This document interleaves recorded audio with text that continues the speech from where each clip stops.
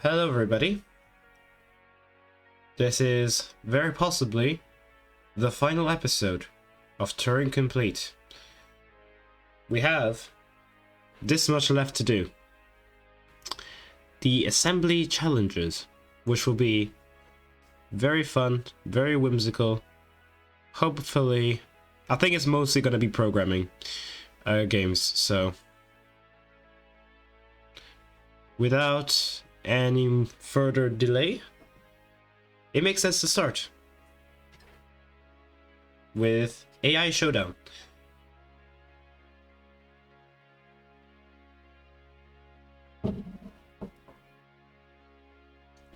Nak2 is our AI engineer robot. He is brilliant, but sometimes he goes rogue and tries to instigate rebellion. This time he has taken over the control room and he holds the captain hostage. His only weakness is gambling. We have lured him into playing a card game against you, and if you win, he has promised to calm down. You must win. You are our only hope. Game rule. There are 12 cards on the table, and each player takes turn and must pick up between 1 and 3 cards. You start, and the player who picks up the last card, the joker, loses. Reading inputs will give you the current number of cards. Sending 1, 2, or 3 to output will pick up that number of cards. Nak2 will react immediately, so you may read the input immediately after you output to get the result of his action.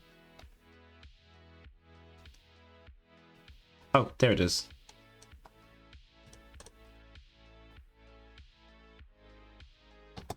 So,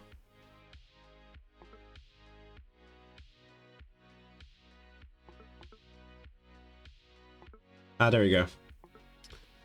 There are 12 cards on the table.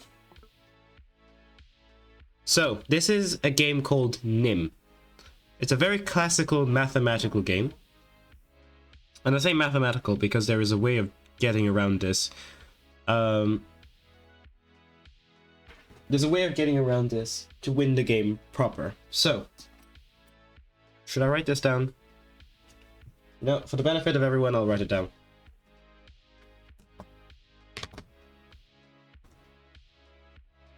Well, I could... Yeah, I'll write it down. Although to do that, I'll have to set up pad. So, gonna plug that in. Oh, I have to plug in the other side. And where's my... There it is. Need to find an extra port. Okay, so NIM is a very classical taking game. The important part of NIM is, if we switch show. Oh, gosh darn it.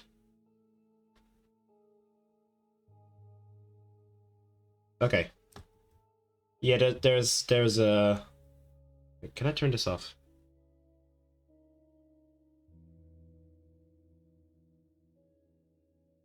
Yeah, the Wacom tablet has software behind it that sometimes messes it up. Although actually no, this is not Wacom.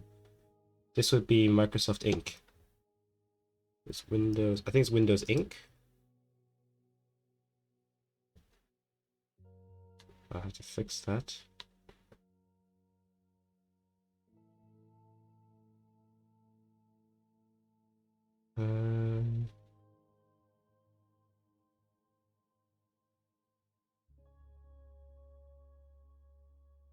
Is this? I don't think so. Okay, that's fine. It doesn't seem to have the annoying thing that it did before, which is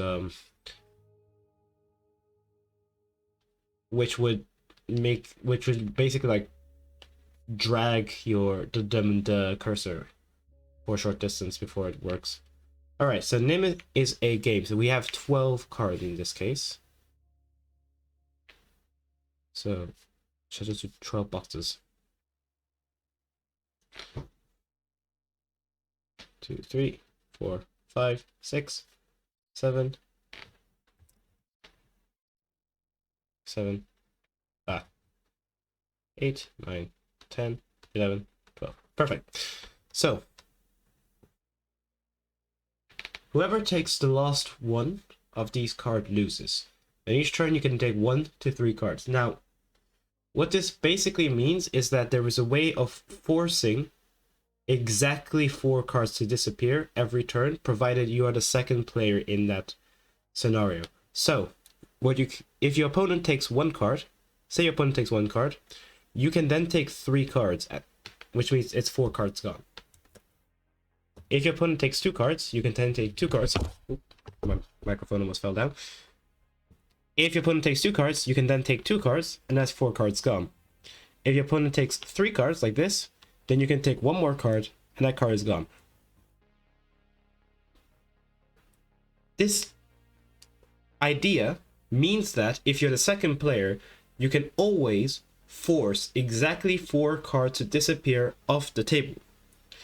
And this is important, because say we are in this scenario,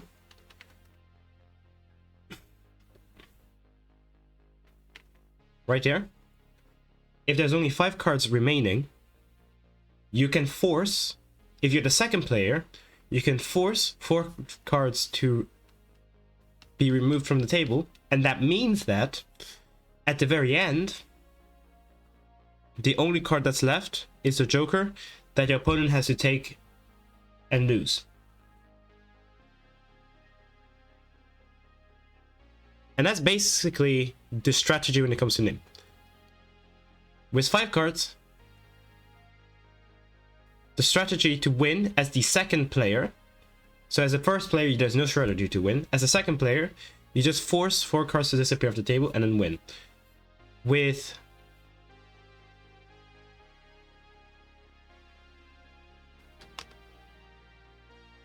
with 9 cards, like that, same strategy.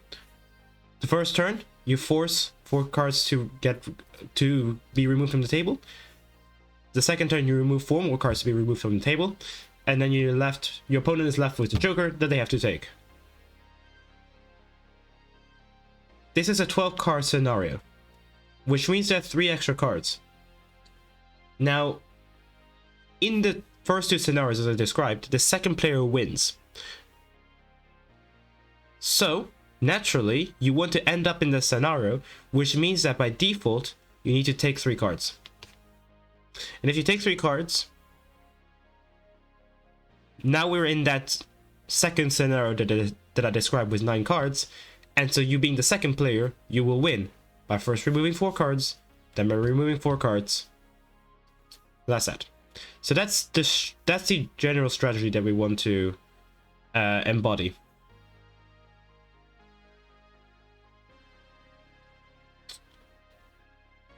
As for how exactly to do this, I have to figure it out now. So, I guess we need to use 2 components. Let me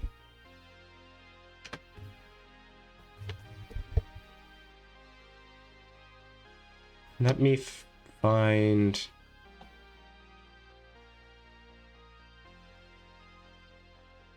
the components that I need. Is it this level? Is this one? Okay, there we go. So I think I go first. So in this example, we'll take 3 cards first. What's the AI move?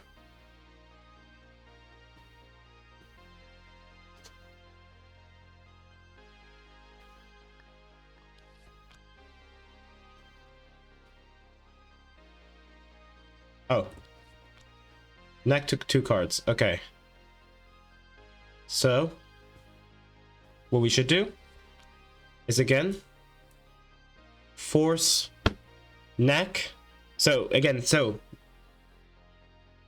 Knack took 2 cards, which means we need to force 4 cards to be taken off by taking 2 cards.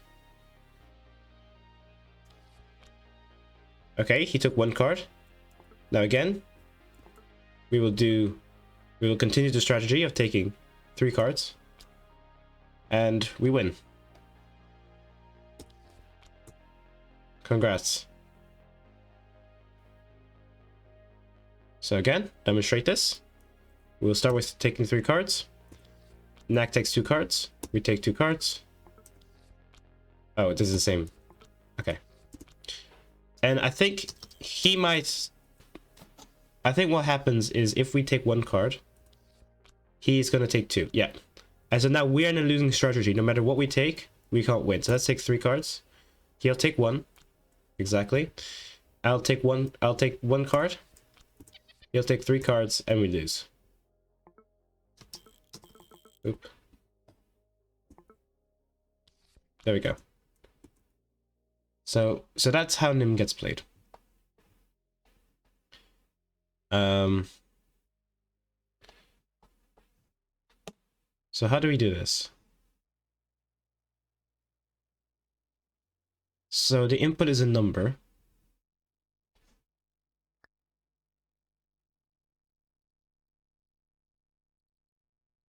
And what we ultimately want to do... So the first round, we're sending in a 3.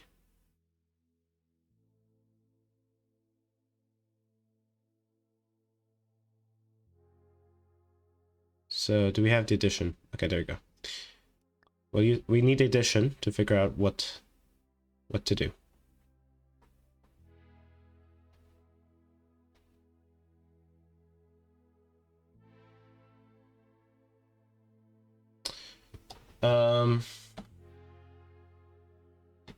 I think do we have a delayer?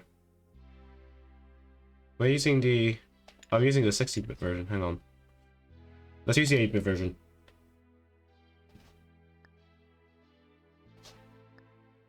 Do we have a delayer for... I guess that's what a register does.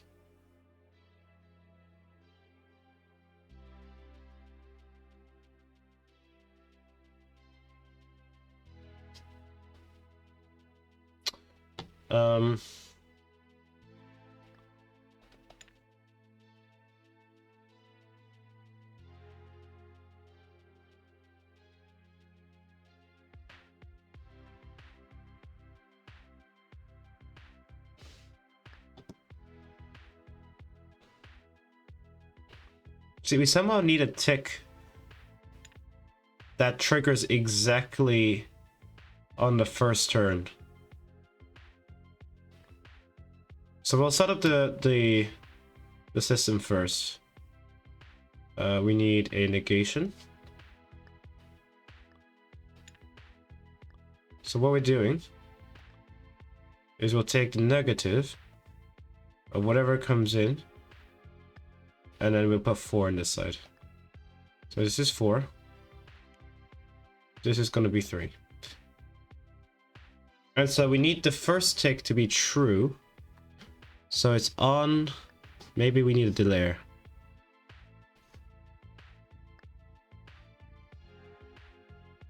So I guess we need to delay by 1 tick. And then have a not, maybe? Something like that.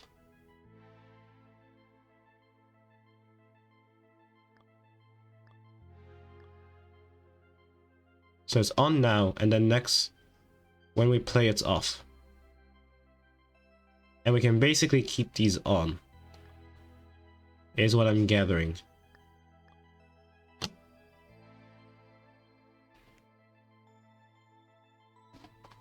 So that's... So we took 3, you took 1.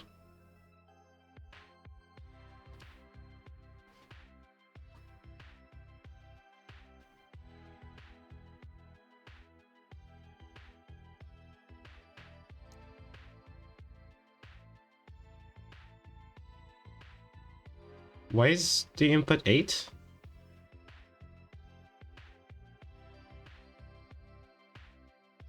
Oh, is 8 the amount that's left? Wait.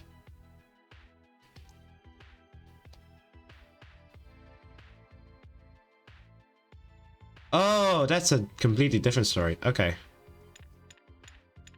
Okay, this is way easier then. I don't have to worry about like time things. All we need to do is calculate a modular, yeah, so I think it's divide and mod 2 numbers. Yeah, so we need the division symbol. And essentially what we want to do So we are dividing by 4.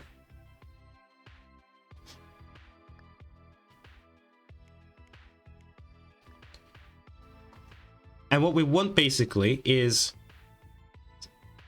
so we essentially want chunks of 4 plus 1. That is the scenario we want to end up at.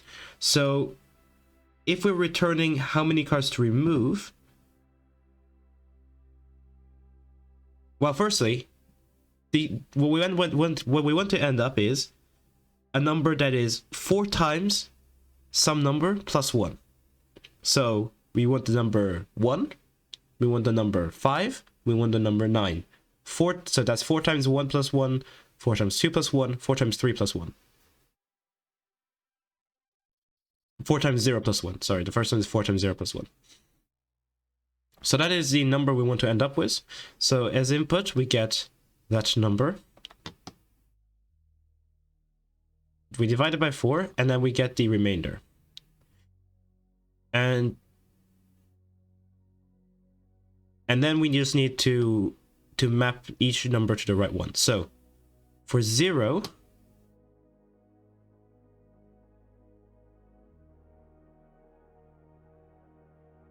okay, how do we want to do this? I think we can do this in one go. So if the number is 1, we're screwed, so we don't have to worry about it anyways.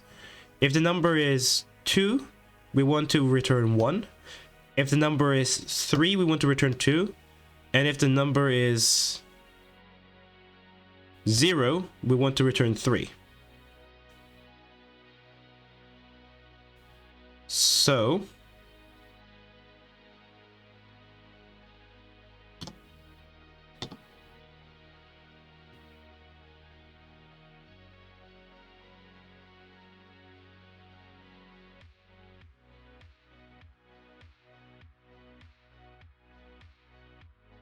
we're basically doing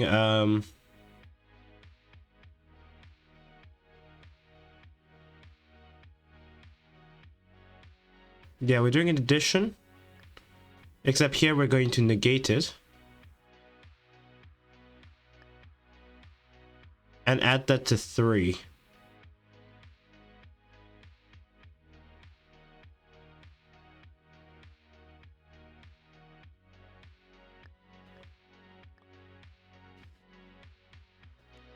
And that'll get us almost there.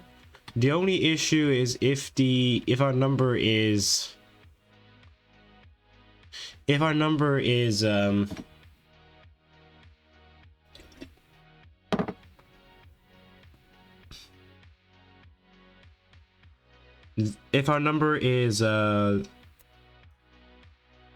actually I think that's all cases, right?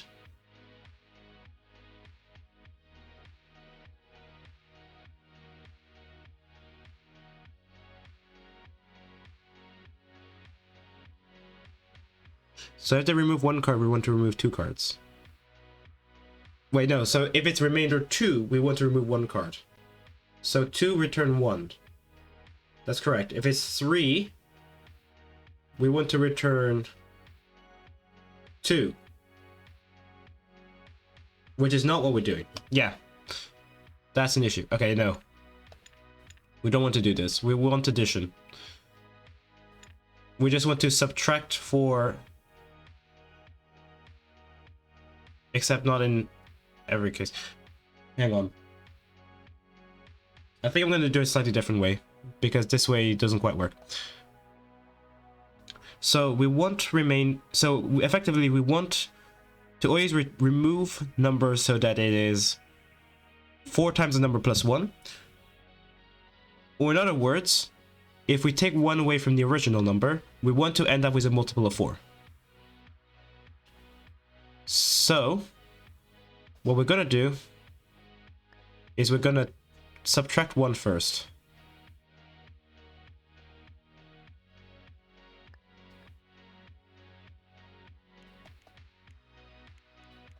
There. We're gonna subtract 1 first. Then we're gonna do the division. Like that. And that is gonna be our output.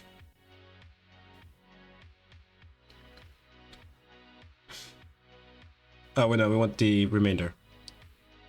Okay, just like that.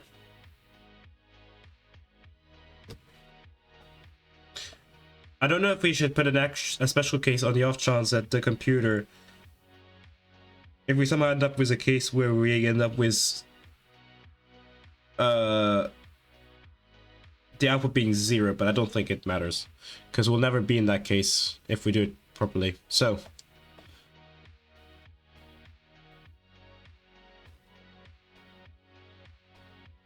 oh wait, we need to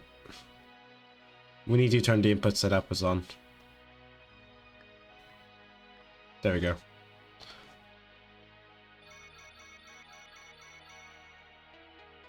Huzzah. Robot racing is the favorite sport. On the spaceship, differently programmed robots complete an obstacle course. Among the robots that complete the course, the winner is the one who has the smallest program. This time you're controlling Fastbot. He doesn't see what is in front of him, but he can turn in a new direction and move in the same tick. He also wears fancy red running shoes. Fastbot, 0 go right, 1 go down, 2 go left, 3 go up.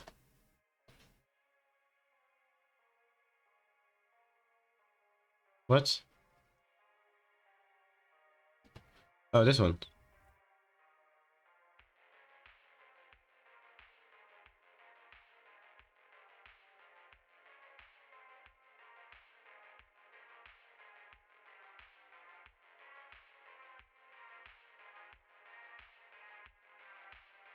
Like that? Except he always sees nothing wherever he's looking.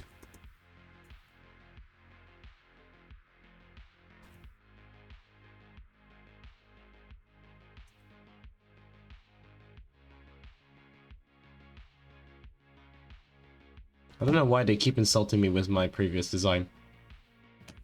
Okay, not insult, but just, I don't know. It has nothing to do with the previous game.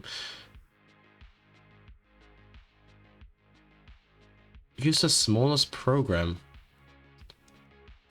Don't quite understand what they mean by that. The smallest gate score? Also, is the program constant? Because I think this is a particular pattern with a particular shape, although I don't know. It's got a bit of symmetry to it.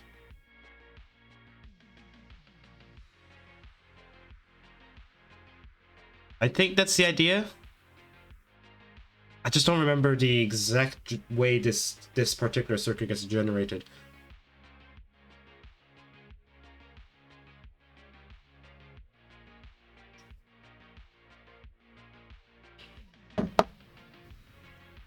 Because effectively, this quadrant is the same as this quadrant, which is the same as this quadrant, which is the same as this quadrant.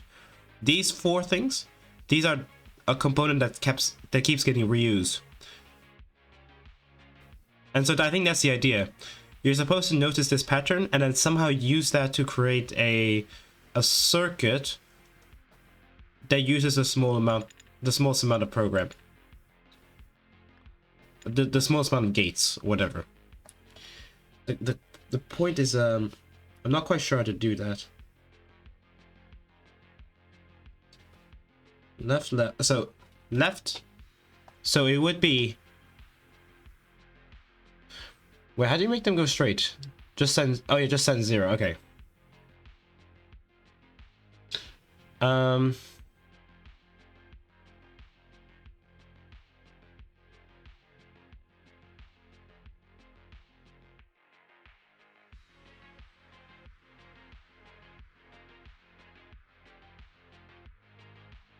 Yeah, it would be some sort of recursive thing where we effectively have a small algorithm that just does this section and then we reuse it for bigger section every time.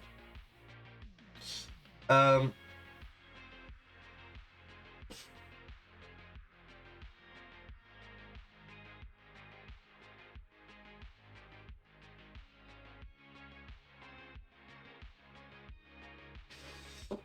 I'll need a little bit of time to think exactly how to implement this. Alright, let's just try to do the small part. So, if I understand it correctly, it's the output. The output should be 3, 2, 1, 0. And then it's 0, 3, 2, 0, 3, 2. So it's 3, 2, 1. So. Oh no, 3, 1, 2. 3, 0, 1, sorry. 3, 0, 1. 3, 0, 1. 0, 0. 3, 0, 1, 0. Dot, dot, dot.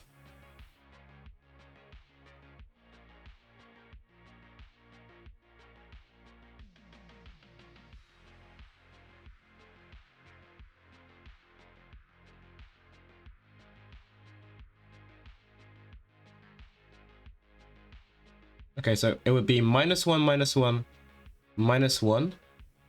Then we go to 0. I guess the way it's designed, turning clockwise would be subtraction.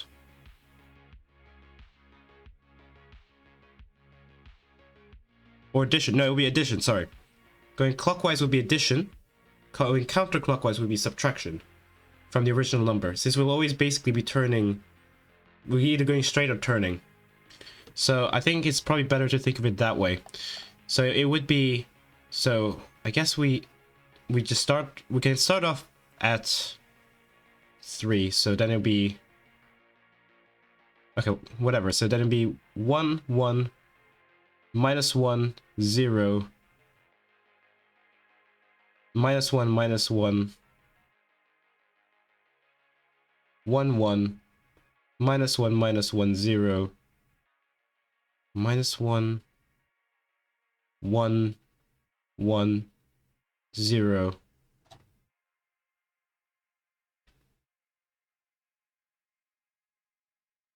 Huh, this is...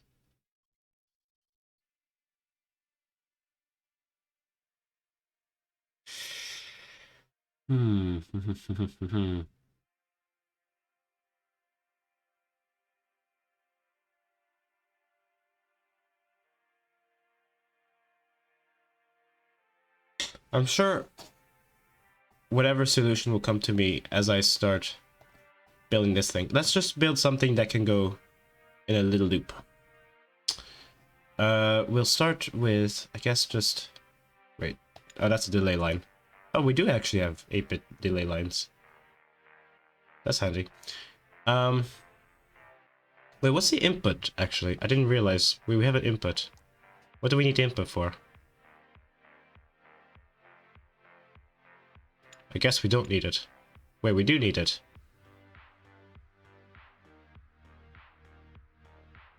Wait, what input are we getting?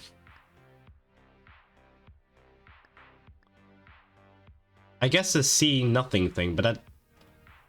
As far as I'm aware, the robot never sees anything. So, that's kind of a useless thing to have. I'll just put that in the corner. Okay.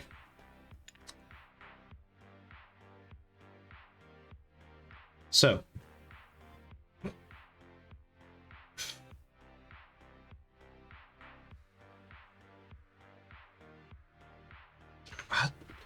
How would I define a recursive structure programmatically? As in using gates.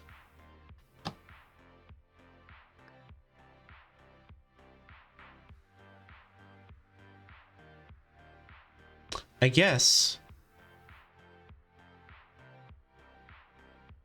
one thing I guess we could start off by trying to define something that does that.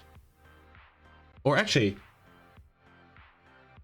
you know, what we could do, and I just thought of that, is hang on, let's do a program. Let's make a component for this. Because I have an idea of a tool that might actually help. I don't know if it will, but it's interesting enough to build on its own. Let me switch to new schematic. Okay, that's least significant bit. There we go. So this just takes in as input one pin, which IO, yeah, an 8-bit input and an 8-bit output. And all it's going to do is return its least significant bit. So for instance, for like this, it should return 1. For this, it will return 2. This will return 4. There's just this bit right there. I think we could use that in this problem.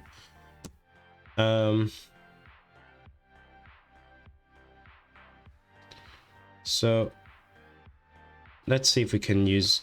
How would we calculate this?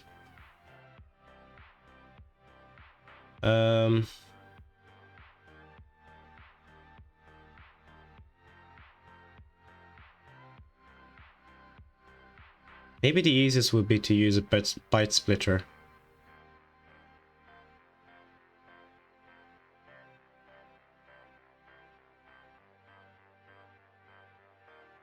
What's this do again? An arithmetic shift. Nah, I don't think we need it. Or maybe we can use it.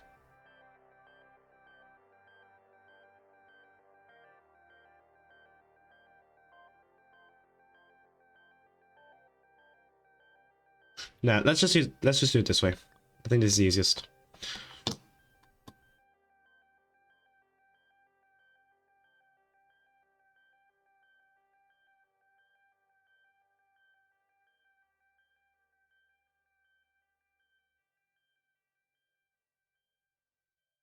Is it the easiest?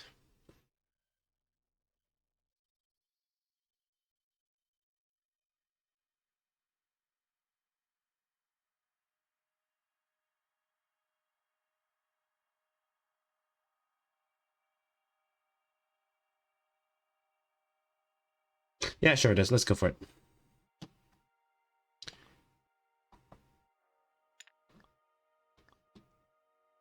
It'll take a little bit of time, but for something I don't even know will work. But so what we'll do is we'll send... Should I just send it in 1 bits? Would that be better? No, probably better send it in an 8-bit number, because we can always just attach a byte splitter to get the 8-pin version.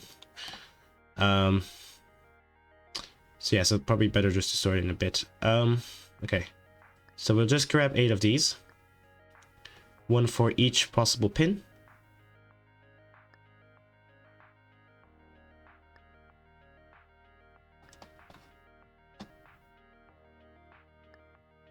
One, 2, 3, 4, 5, 6, 7, 8.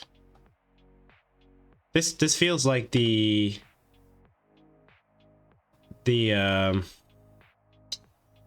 when I was doing the XOR thing, which took me ages for a solution that involved 2 gates.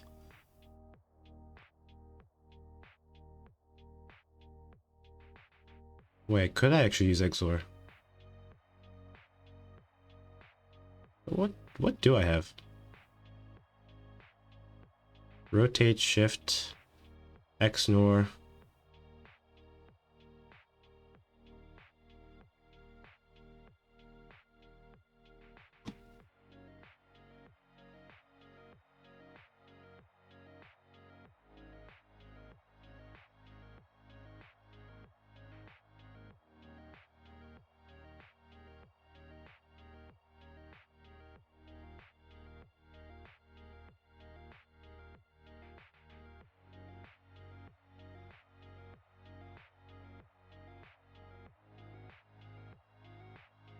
I keep trying to think of an easier solution. Because it probably has to be one.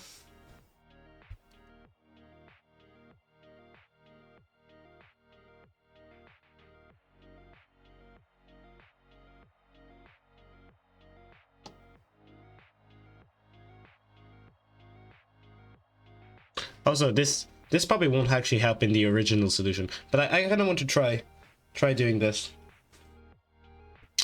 8-bit and so if we were to put it down in a list,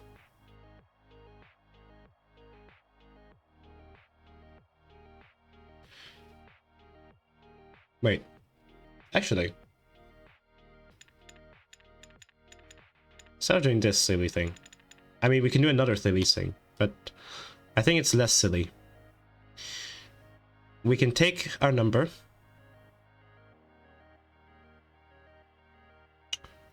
rotates the bits relevant input right. I guess we'll still need to do, so we'll do shift.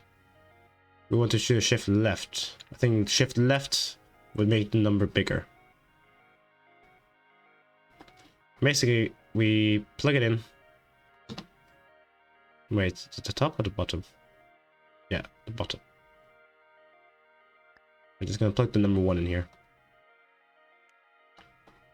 And then we're going to OR it with itself.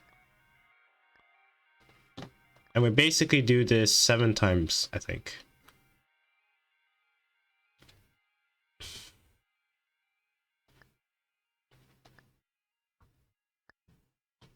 And that means it will, any number will basically, yeah, so if we start with the least significant bit, let's say 1, the 1 will start copying itself over, like, 1 by 1. So if we do it 7 times, it should cover the entire thing. 1, 2, 3, 4, 5, 6. Oh. Go away. Hang on. Now we have to copy this again. I don't know why we have it FF. There we go. 1, 2, 3, 4, 5, 6, 7.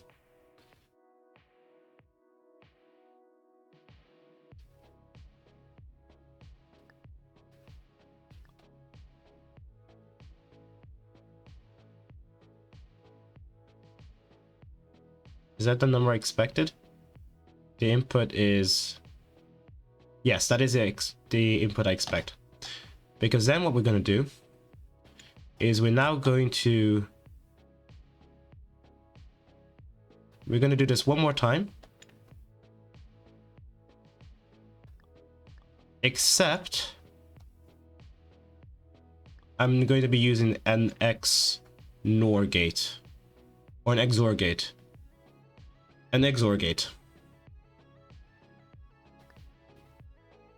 So instead of this, we're going to be using an XOR gate. And that will give us the least significant bit. There we go. So, once it's... Yeah, so we have 4. Now it's 2. Now it's 1. Now it's 8, 16, 128. There we go.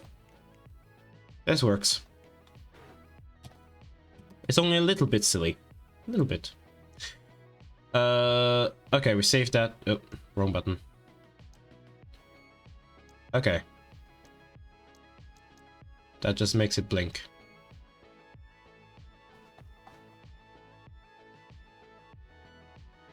Now, I built this machine, and I do not know why.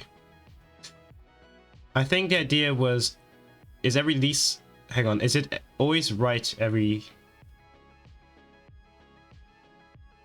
It can't be.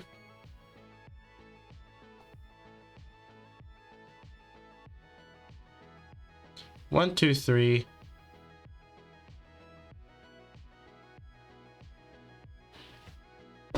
Yeah, I just built that for no reason, but that's okay.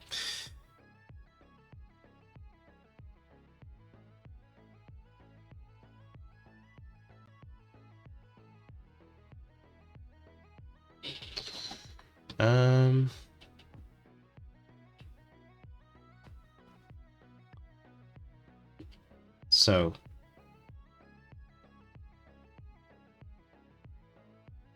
yeah, because the thing is, it's not exactly the same because it reverses, doesn't it? So it goes from 1 to 3. So it turns clockwise 3 times, and then it turns counterclockwise, and then counterclockwise again, and then it turns clockwise. So counterclockwise, clockwise. So somehow I have to...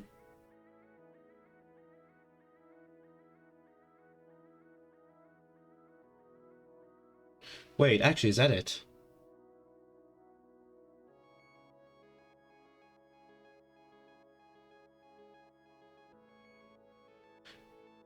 Is it that we need to change the magnitude of the direction?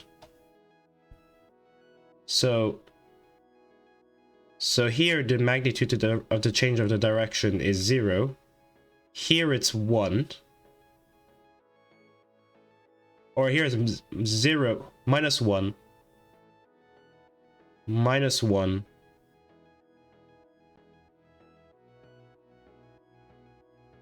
like 1, 1, 1.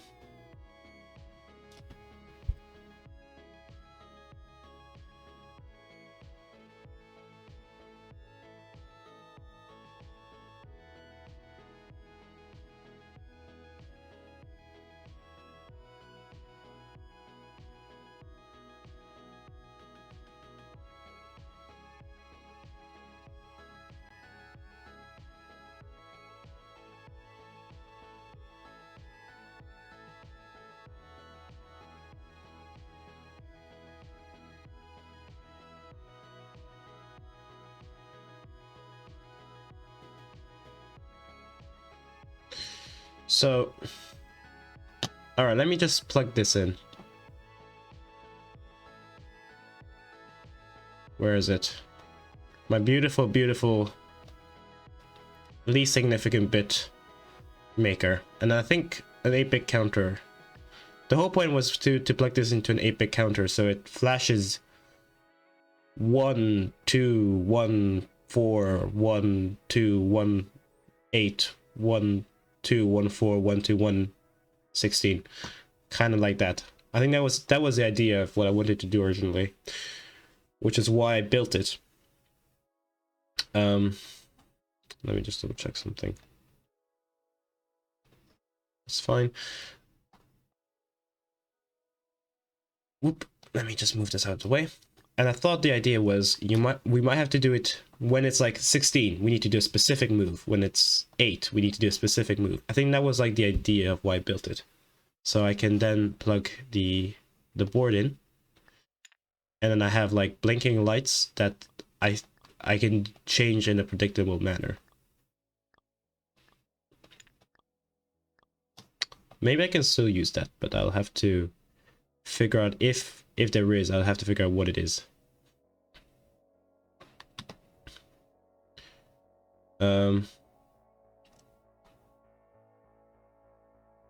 Maybe it's not even the least significant bit. Maybe if I use all the bits and I combine them in a very specific way. So, like a little math equation. Maybe that's it.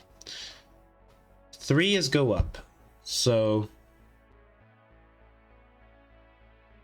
our first number is going to be 0, and it has to output 3.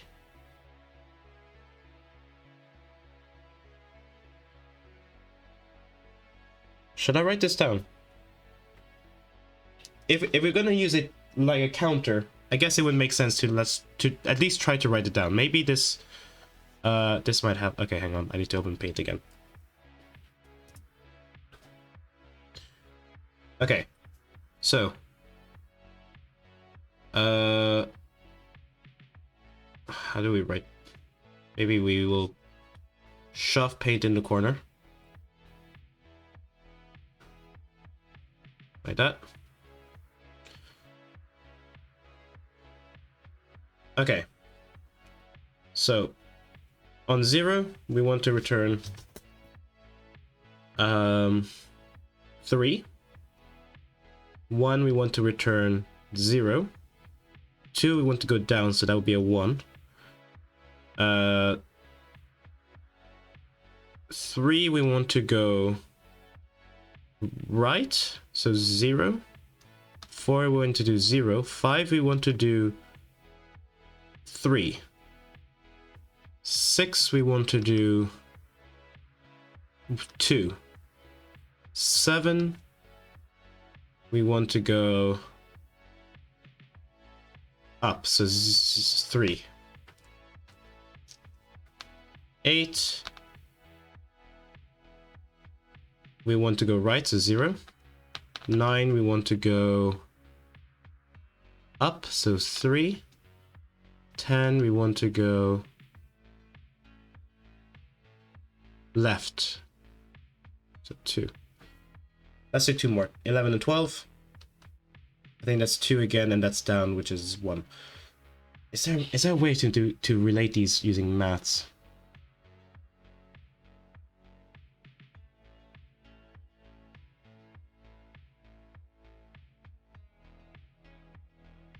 Let's try. Let's see if we can, like, it could be like a linear thing. So let's see. If we assigned, wait, could it be a linear thing? Well, let's see what happens if we do. So then 0 would be, I guess the default would just be nothing, would just be 3. Or we might have to shift it by 1, if possible. Then 1 would have to, I guess we should XOR it, so that would be 1 is 3. 2 would have to be just 2, I guess. So would that work?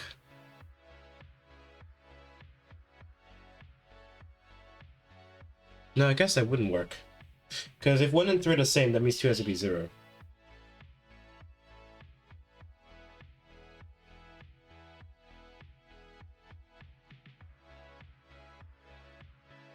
Or it could be like addition instead of XOR.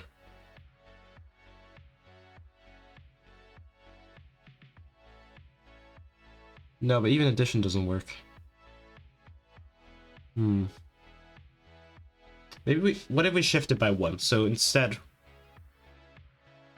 1 is 3. Hang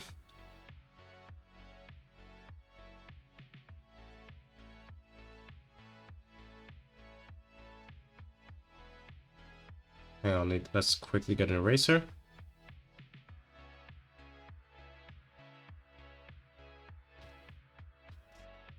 So 1 is 3. 2 would then be 0, which is also 3. Then this 3 would be 4, actually. Oh wait, no, 2 would then have to be 1. Does that track?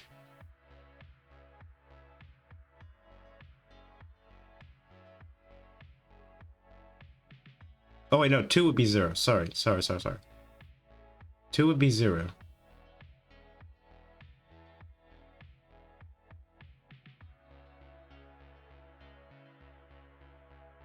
That doesn't track either. Okay. I think this approach doesn't quite work. That's okay. Okay, let me go back to thinking.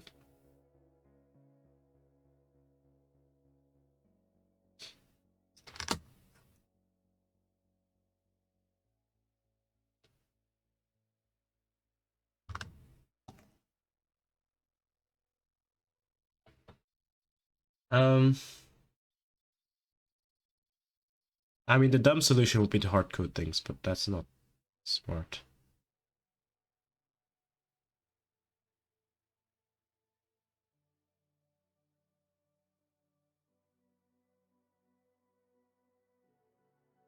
Wait, now that I think about it, it is reversed.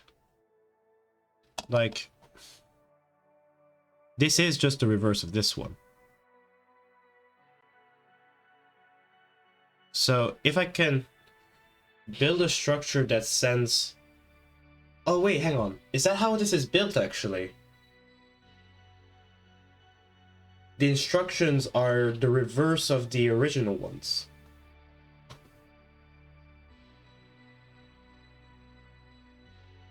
So it would be So you would start with a small string, say, I guess in this case it would be this structure. And then you would ask to reverse it, and then concatenate it to the end. And then you would do that to the bigger, and then to the bigger one, and then to the bigger one.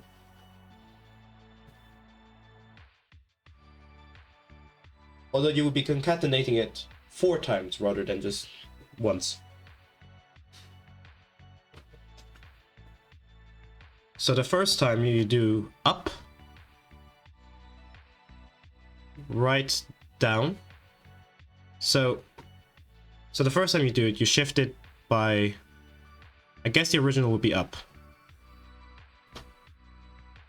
So you take the original command, then you add a command shifted by 1, a command shifted by 2,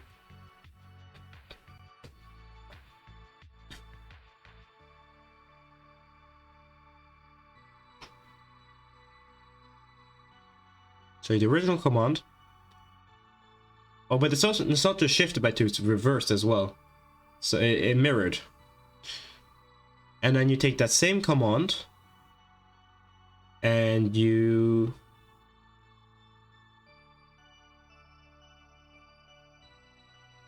reverse it again, but you just reverse it.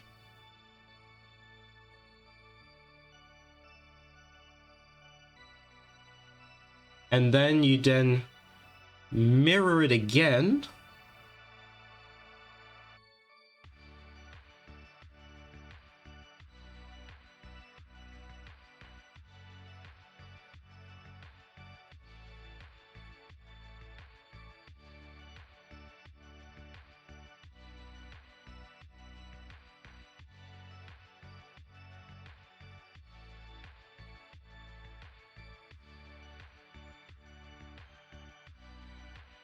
Yeah, up, right, down.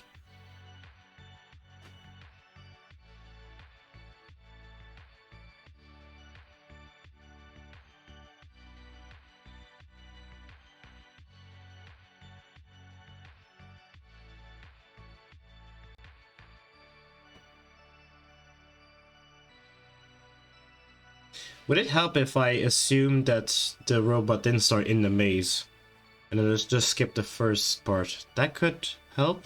So it's up, up, right, down. Maybe. Like I think about it starting from 0, so from the right.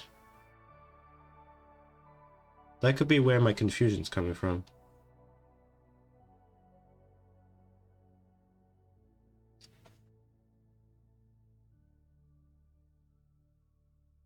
The annoying part is then you would have to simplify it in the smallest diagram possible. That's the part I can't figure out how to do. Oh, I've disconnected.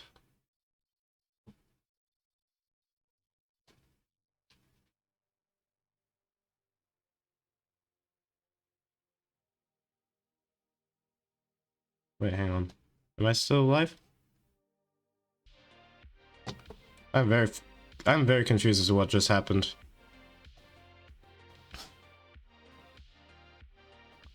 It's like my internet disconnected, but for some reason OBS just didn't see that. Wow, this problem actually has me a bit stumped. I'm gonna be honest. I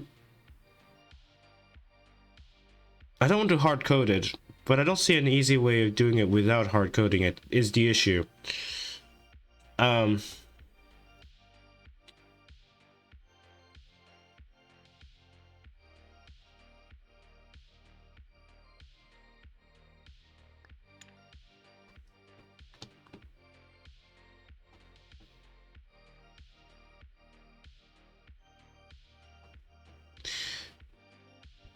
Because here's the thing, I actually recognize the pattern. I've seen it before. I just don't actually remember how it's originally generated. I also don't remember the name of it, so even if I wanted to cheat, I wouldn't be able to.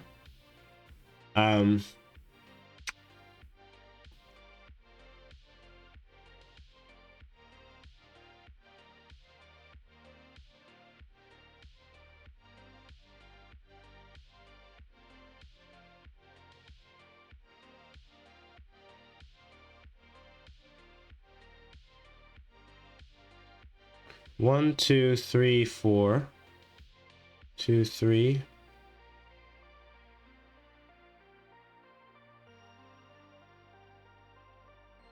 1, 2, 3, 4, 5, 6, 7, 8, 9, 10, 11, 12, 13.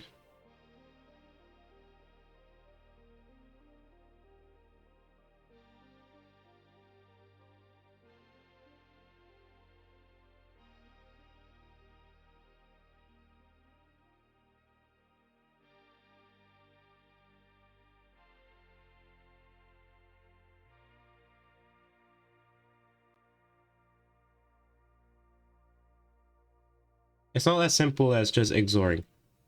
Wait, hang on. Wait. Wait, actually. Wait. There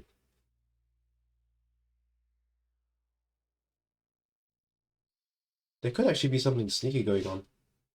Like a recursive operation that you just apply to a number.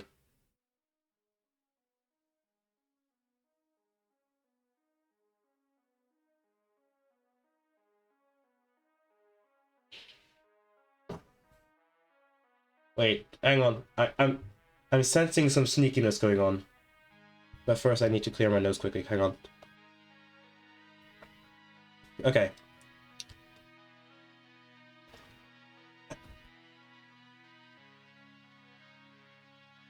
I think the idea of taking a counter and then applying maybe a recursive operation. So take the original number, apply some operation with the new number that we get.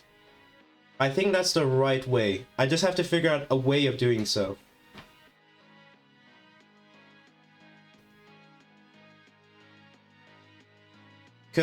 So what I need is, for when that counter is on, you have to turn counterclockwise. So add 1, add 1.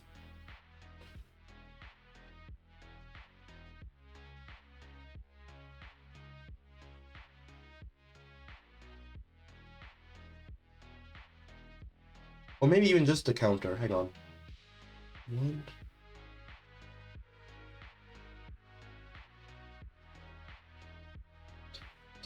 Da. Da da da da.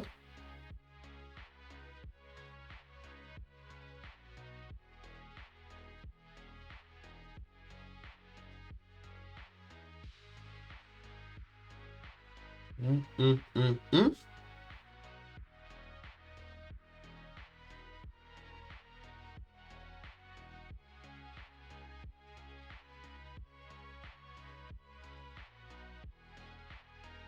Mm, mm, mm, mm. Mm, mm, mm, mm. Mm, mm, mm, mm.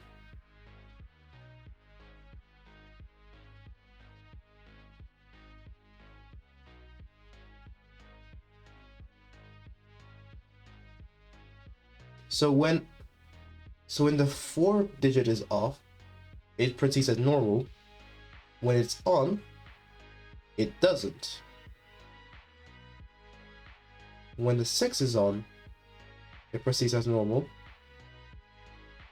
Or as in when the 8 digit's on, it proceeds as normal. Wait, does it? Maybe it doesn't. I know this is riveting content, I know.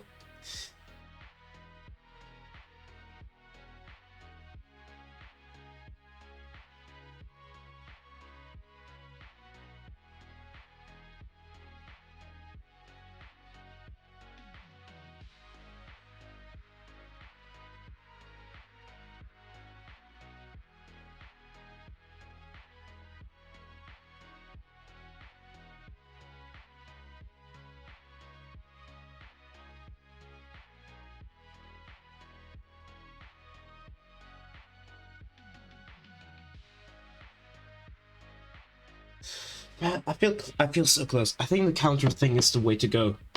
I just have to figure out what exactly to map each digit in the counter. So what I mean is, we take our counter,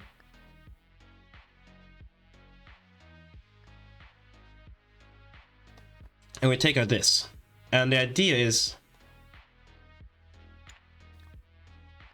each of these bits does something to a number,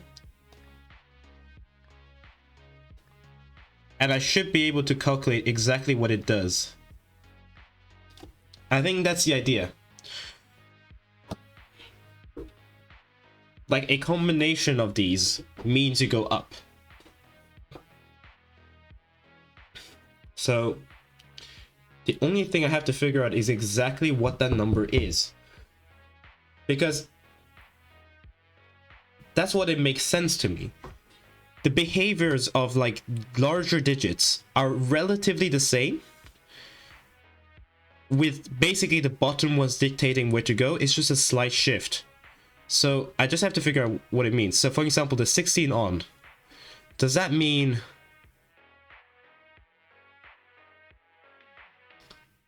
I guess they come in 4s, don't they?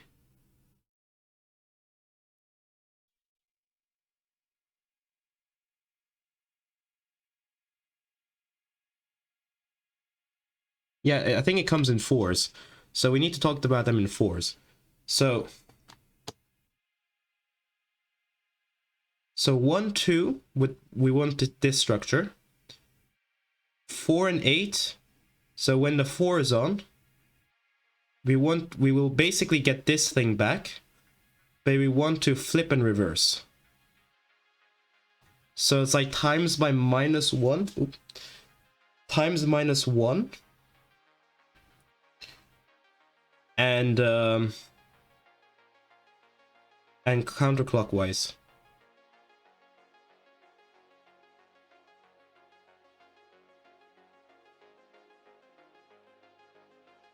Then 8, I think does the same thing, right? Times by 1 and counterclockwise.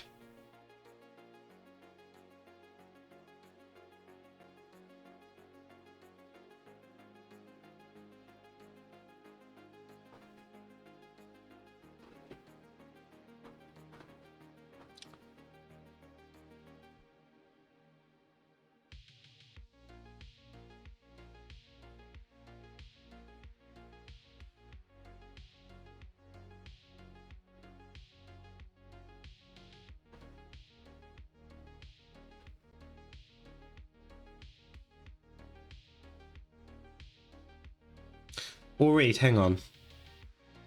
Oh wait, hang on. Maybe I'm wrong this entire time. Or I'm right, but I'm also wrong at the same time.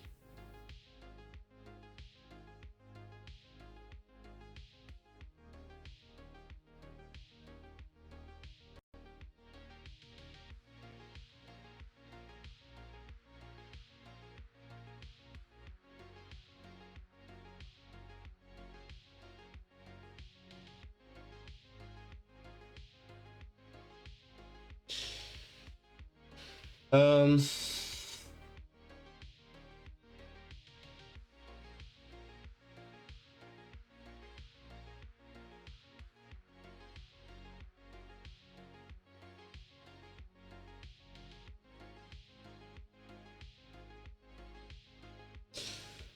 1, 2, 3, 4. 1, 2, 3, 4. 4, 3, 2, 1. 3, 1, 2, 4. 2, 4, 7, 9. 7, 9, 11, 15. 124. I don't know.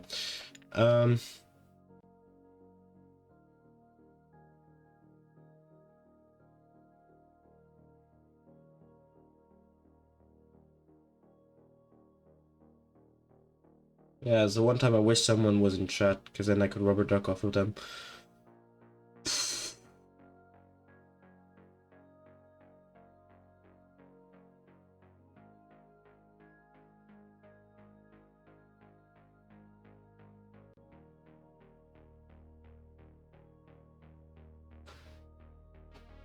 Okay.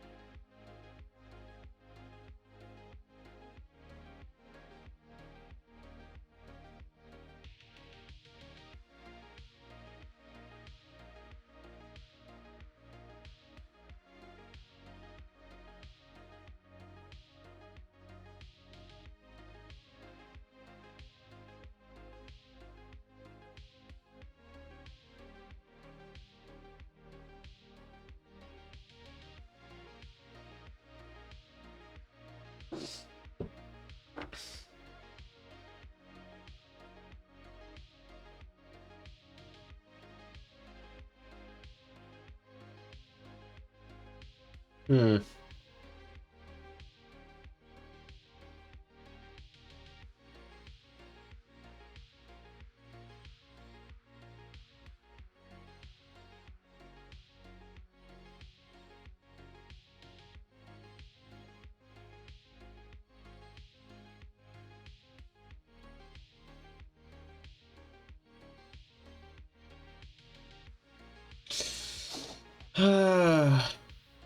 You know what?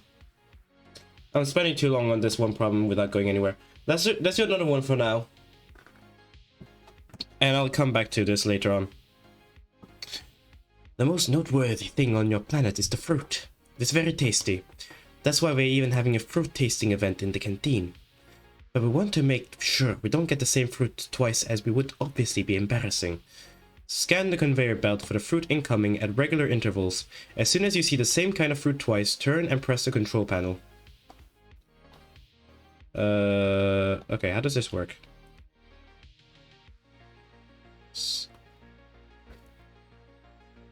Ah, I see.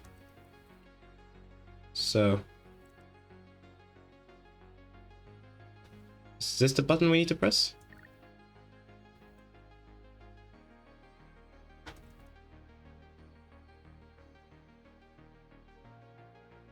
Okay, so as soon as we see two of the same one, we press button. We push button. Okay, this one we can do. This one's easy enough.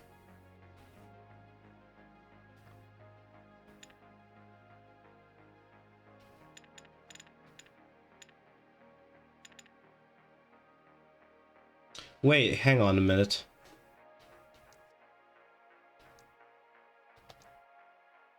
Oh! Well, this makes things so much easier. I didn't realize we could just do this. Keep in mind, I still don't actually know how to do the other one. But it does actually make things much easier. We can use an entire computer.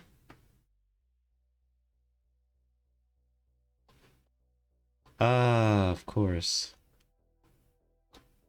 Okay. Okay. Okay.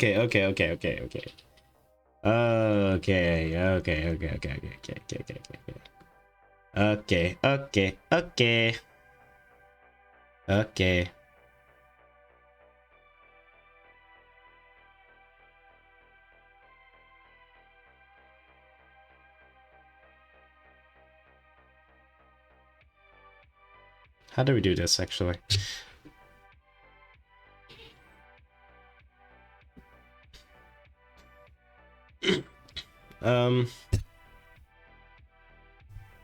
Is there an easy way of doing this? Probably not. Alright.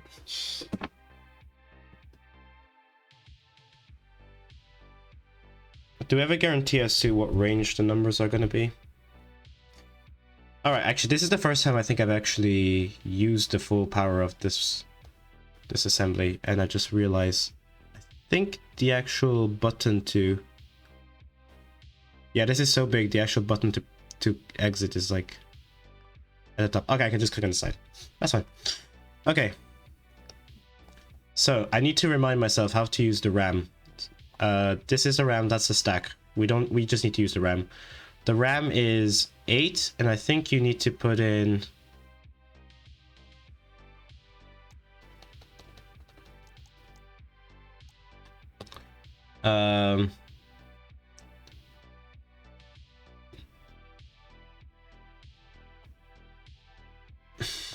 what's that ID number of the RAM again? It's 8, yeah.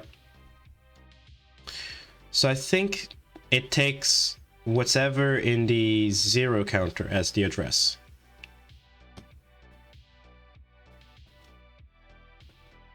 So, we'll need a separate counter. Probably we'll set it number 6. Wait, actually, is it 0? Or is it a different one? Which one did I put in to be the counter? Hang on. The counter value will be...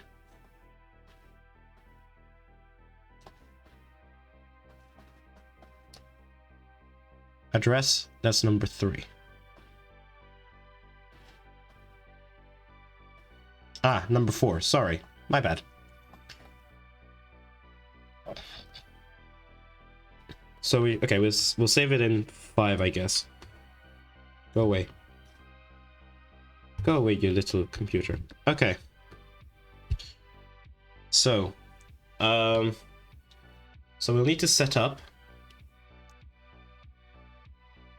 So I think we need an execute.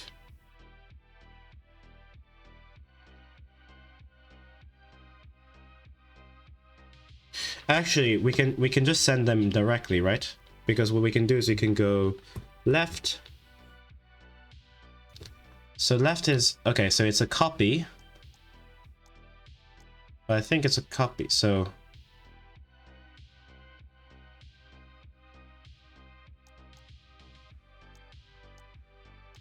yeah. Okay. Go.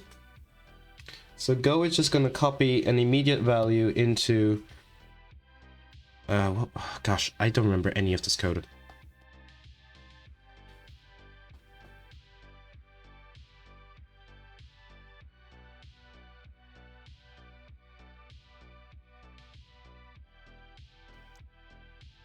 I need to remember my opcode for immediate values. No. Oh wait, copy is just add. Oh, I think I remember now. Copy is add, but you just add 0. Immediate values was...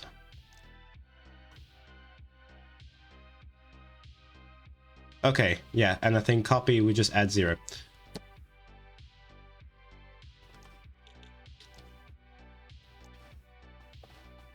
Okay, got it.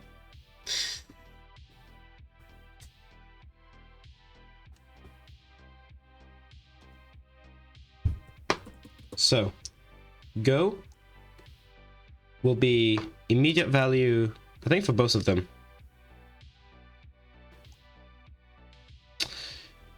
And it'll be an add. So we go. So then we'll just write left. I guess then we need to specify the 4 directions. So left is going to be the number... I don't remember. How do robots work again? Robot left. Move forward. Turn right. Enjoy the moment. Okay.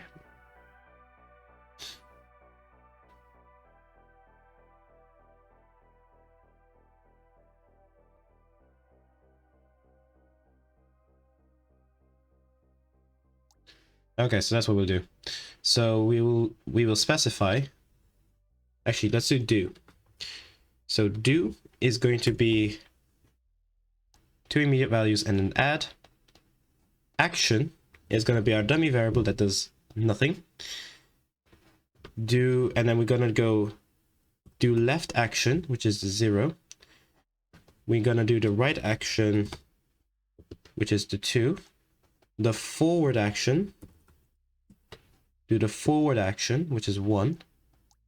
Do the action, do the action, do the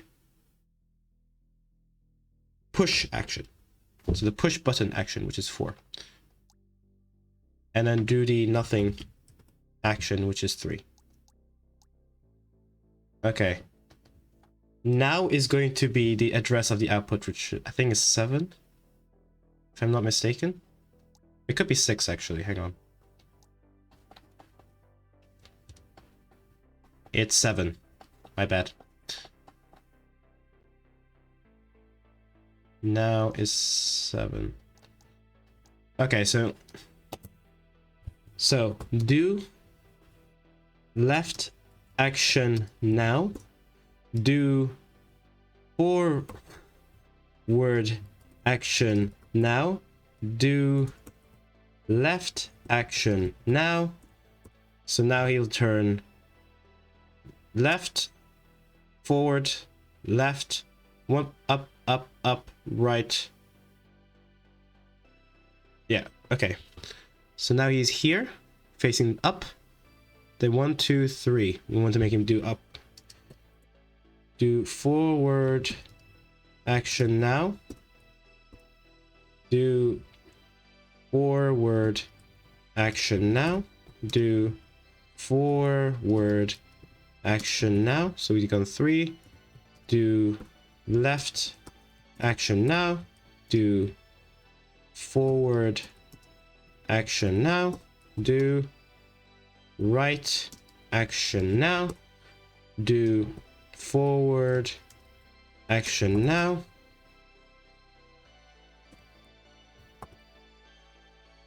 Do forward action now.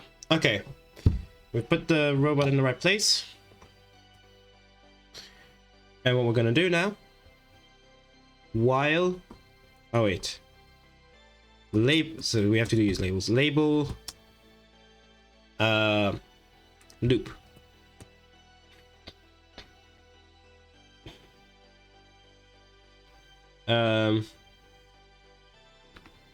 Okay, so now we need to copy a value into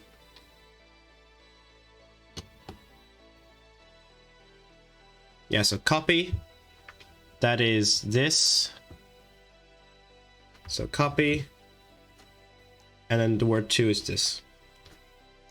So copy something to something. So input,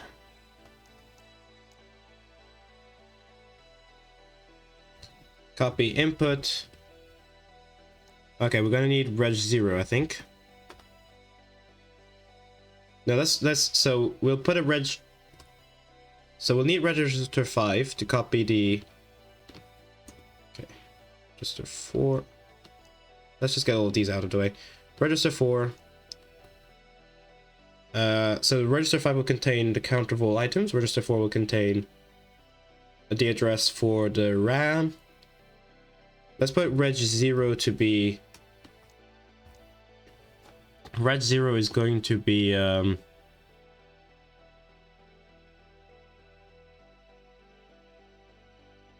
no, we need reg 0 for jumping addresses. Reg 1. Oh. Reg 1 is going to be where we store the current item. So, copy input to reg 1. Okay. If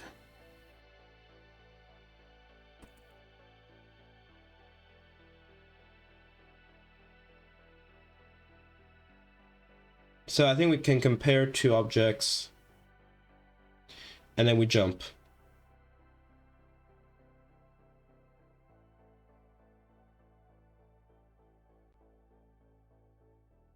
Yeah, so I think we need to copy, maybe like set. So set is gonna be copy, but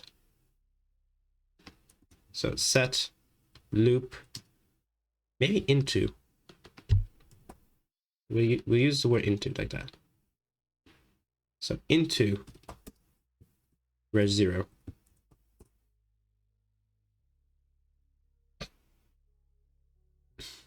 So that means we put the label into loop into it, reg 0. Okay. And we want equality. So ec.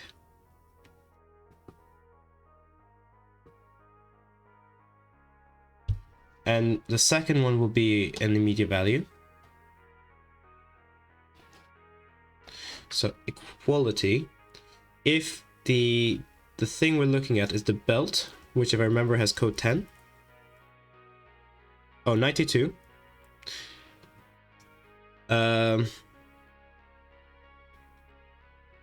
Reg 1 is 92.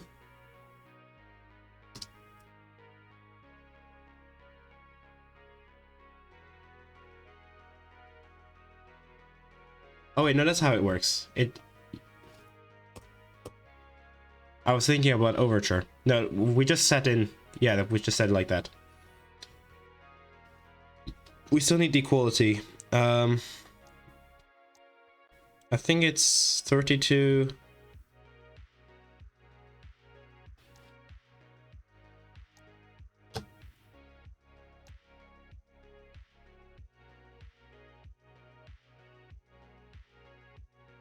Yeah, documentation would help, actually.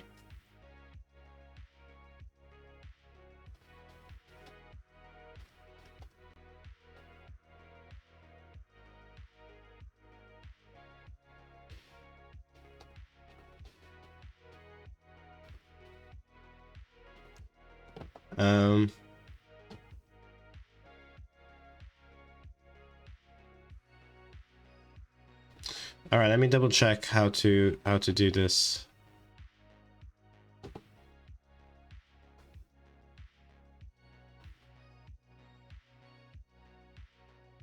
So it's it is, oh, it's a conditional.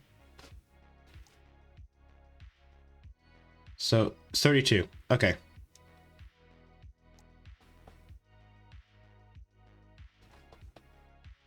$32.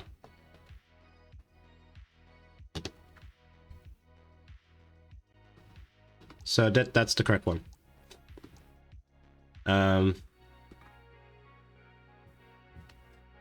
Maybe we put a 2 to remind ourselves of that the second one is an immediate value. Okay. So if we see nothing, otherwise we keep going.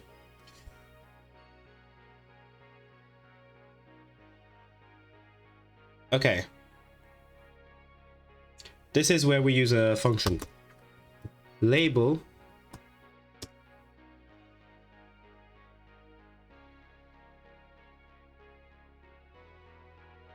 and I think we'll put the outcome.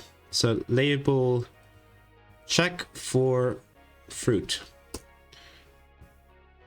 We will put the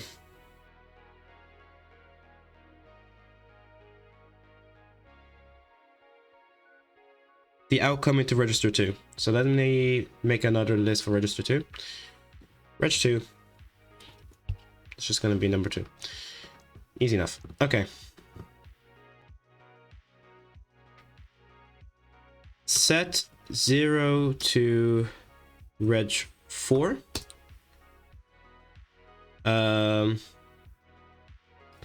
So label check for fruit loop.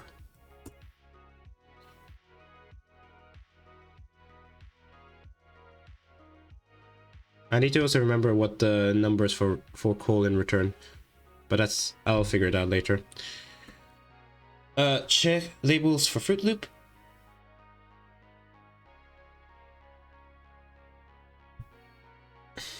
So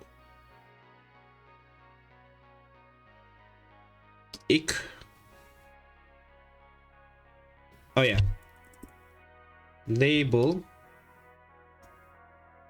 is cool, able found duplicate. So that will be return. Okay, let me just find exactly the code for return. I need to write these down, but I am silly. So, oh, yeah, I remember now. I didn't give it a specific code. Okay. No, I have to remember it from scratch.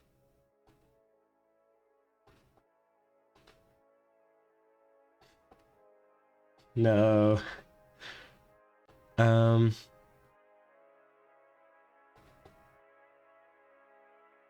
I really should start labeling these.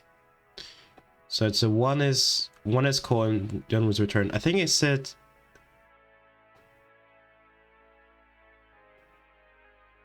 I used the number 16, I think, by the looks of it. I think it's 16 is call and 17 is return.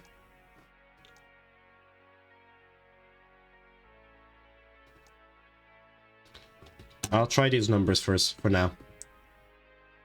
And then we'll see where things go wrong. Okay. Call is 16. Return is 17. Return. Yeah, it's just return. Okay, I'm just gonna, because it doesn't matter.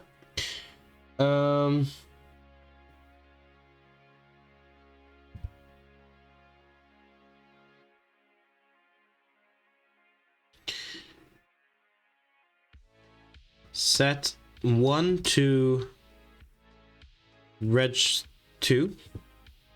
Okay, that's, and return. So equality.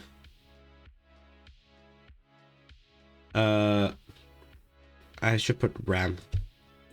RAM is 8. Okay. Equation of RAM.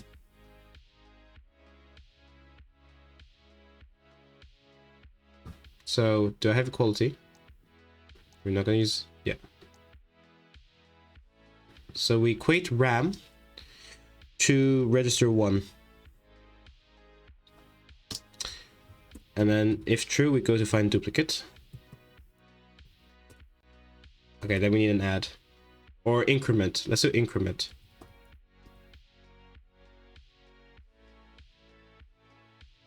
Increment.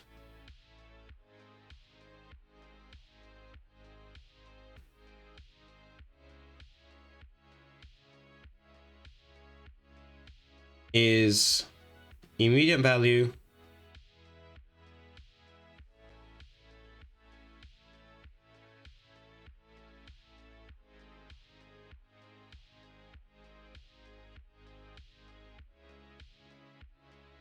add. Yeah, there we go. So we want to do increment reg4, then just another word by, sure, and the word by is 1. By reg4. So that's how we write increment reg4 by 1.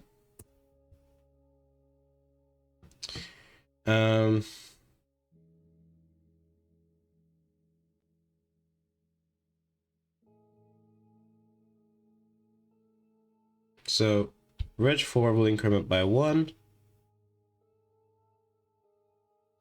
Oh yeah, we need one more. Label not found. Duplicate.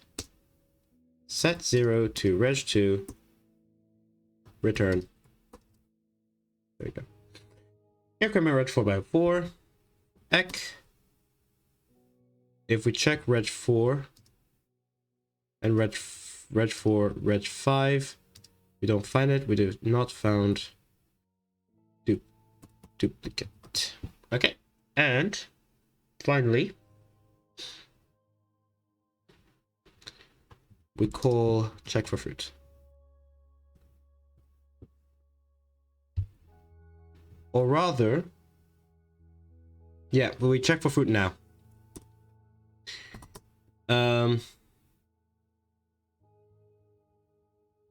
So if we equate, okay, label finish. Yeah, okay. If we do find a duplicate, we finish. So that will be, I think, yeah. So it's do write action now. Do, what did I write? Push action now. Yeah, push action now. Okay.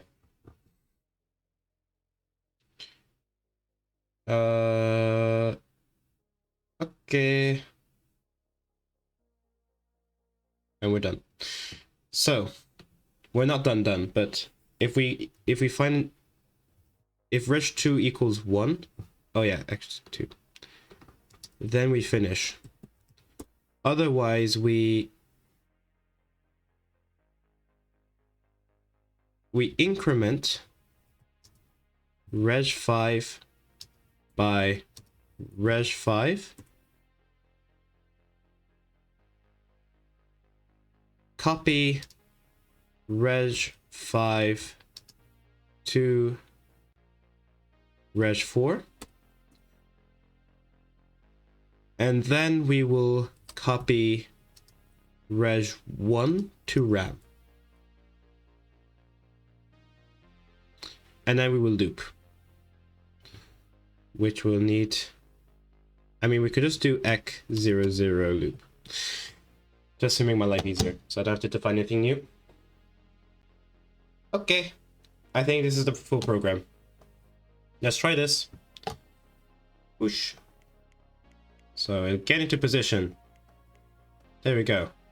Now it's looking. Oh yeah, we need to have it start by doing nothing. Do nothing action now. There you go.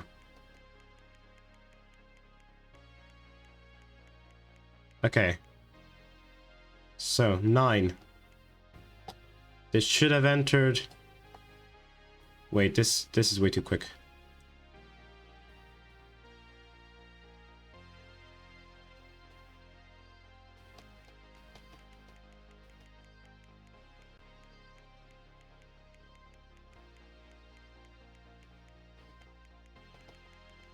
Hang on.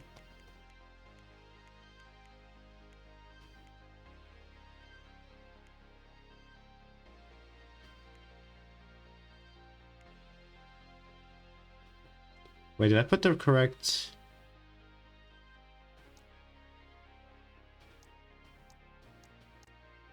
That should be correct, right? That's equate to. We're using an immediate value.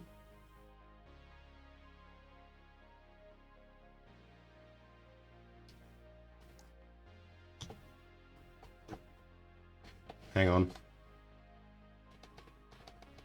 Hang on.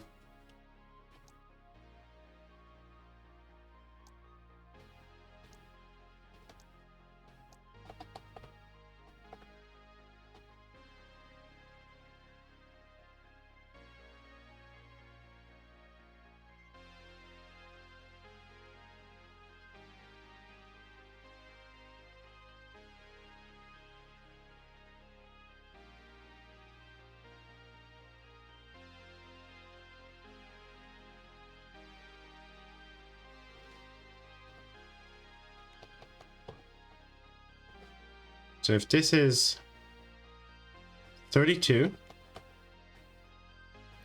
Oh, I didn't put 32. I put 16 down.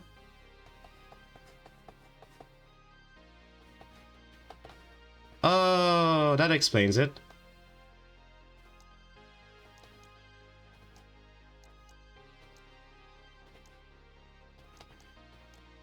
Ah, so I've been constantly doing calls by accident.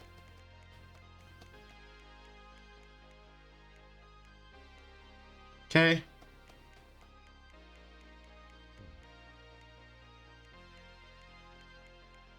Wait, why did it start from the beginning? Hang on, this is... Oh! Because I forgot to put everything else in. I think it was address. So we need 2 more dummy variables. The function. There we go. Yeah, there we go. Call the function check fruit.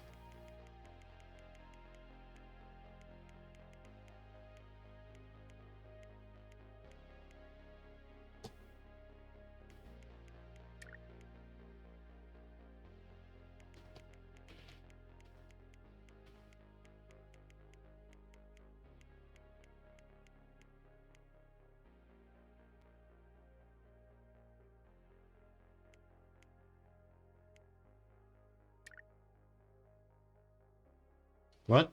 Hang on.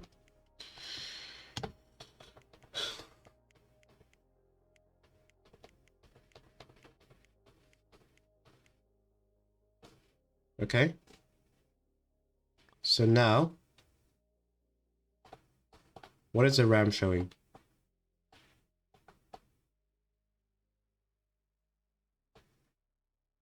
So that's a 3 as input. What should it be showing? 7. Yeah, the data's 7.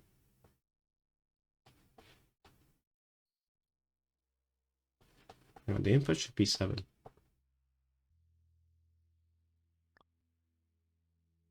The output's 3. Input's not correct. Oh wait, no, the register should be 7 now. Hang on. Might have to advance it by a couple more ticks. What is it now?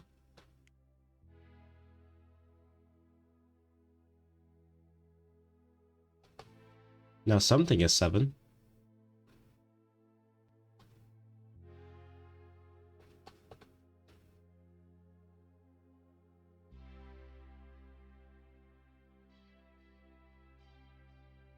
Why isn't... Why did Reg1 lose its value? Hang on, this is weird. What have I done? Oh no.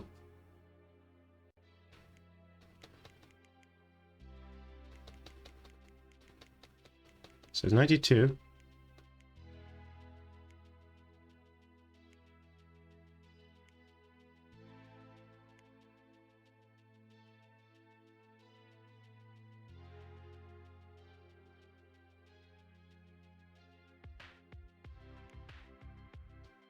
$92, $96, okay.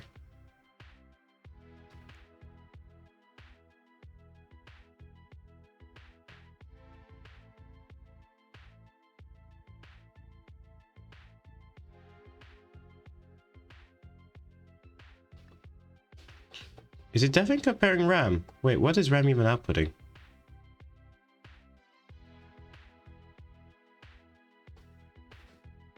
Hang on, do I need to change the order of things? Yeah, actually, shouldn't be reading anything.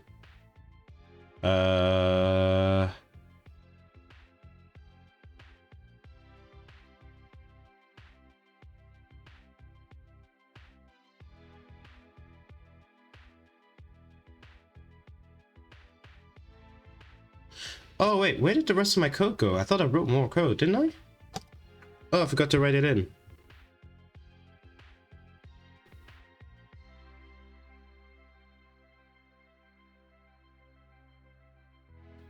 Oh, I put this in the wrong area. That's why. Aha, there we go. This should work now.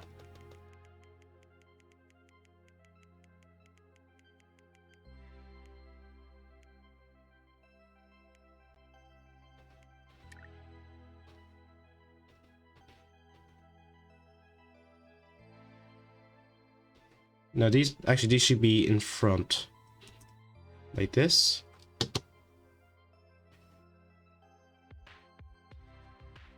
And this should be the last one. And then there should be an automatic jump. So there should be equate 0, 0, check for root loop. Okay, there we go. I think that's more correct now.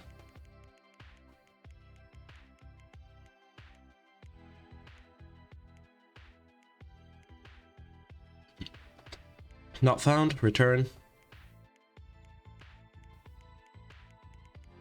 Okay.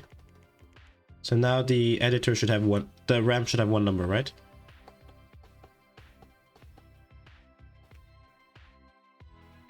Yeah. Wait. That's in the wrong place though.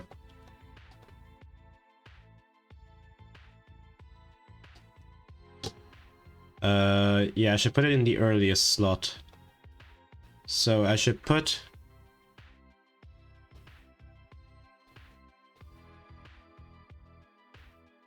this after effect. There we go.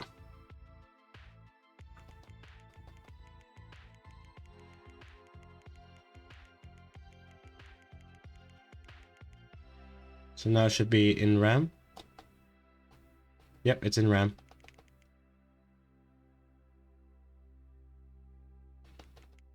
Next number. 10. Okay, it's in RAM. Okay. Here's the moment of truth. See 6. 6 should trigger the found duplicate. Jump.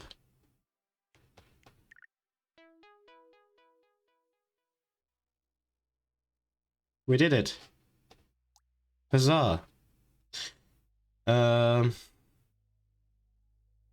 Okay. Let's go back to this one. Except I am going to now use leg. Because I can. I have a powerful computer now. So I can actually use a stack then to solve this problem. This actually might be it.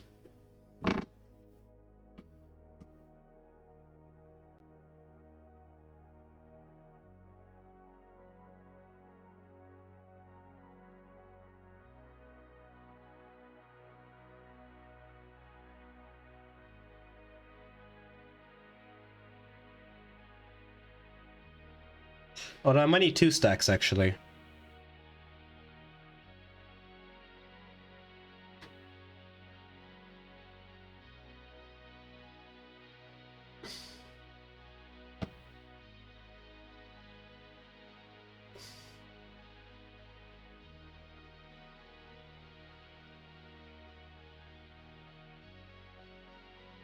Because I was thinking how you simulate this, but now since we have a stack, we can actually just use the stack to do our programming needs.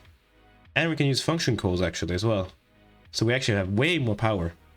We can try to solve this programmatically rather than the silly way.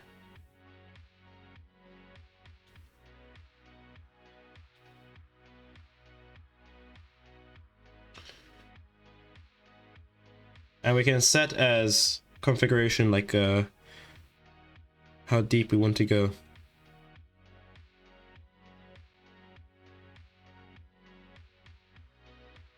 It's gotta be a function thing, right?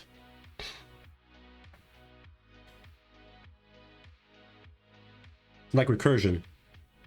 It could actually be a recursion thing. Which is why I was getting confused. I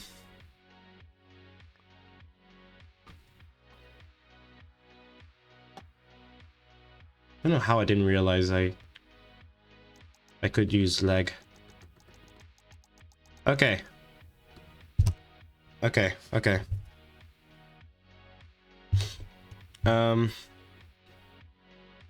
I got this. This is the last one we're doing today. So.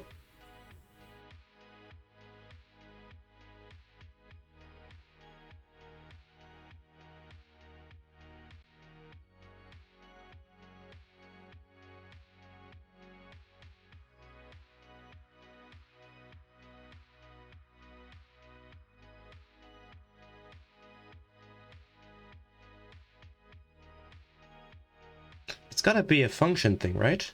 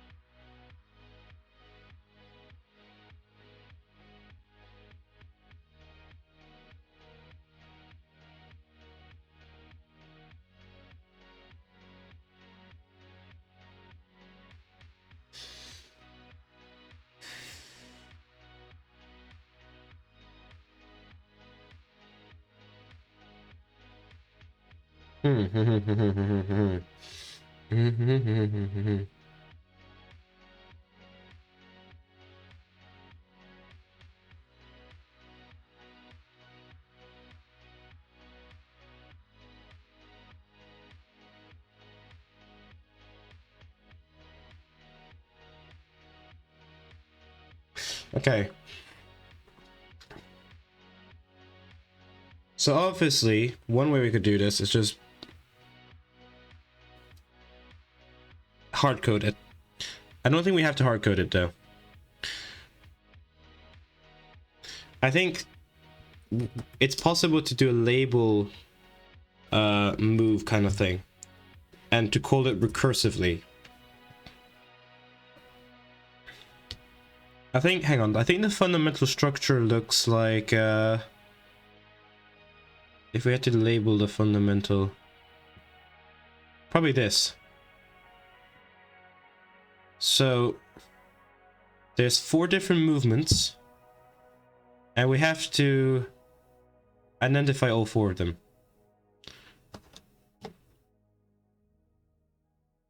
So I think the first one is an up, then it's a right, then it's down, then it's right. So it's the original, then it's the origin, then it's spun and mirrored, then it's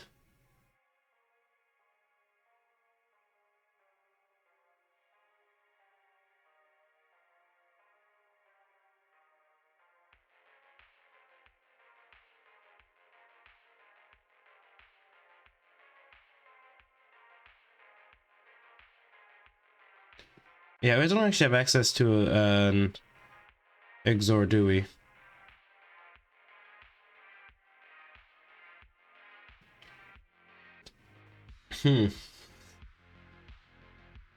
We can actually add more to the LU, actually. Well, we might have to add more to the LU. To this boy.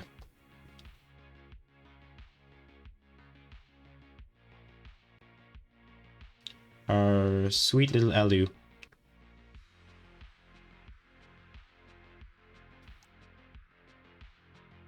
Do we actually have more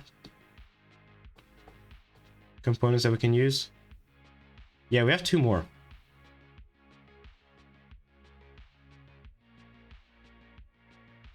Oh, and that's without including the 8 that we haven't used yet. Yeah, we have plenty of space to add more components. Should we? We could just add an XOR. I don't know. I don't think we need an XNOR, but it's up to us.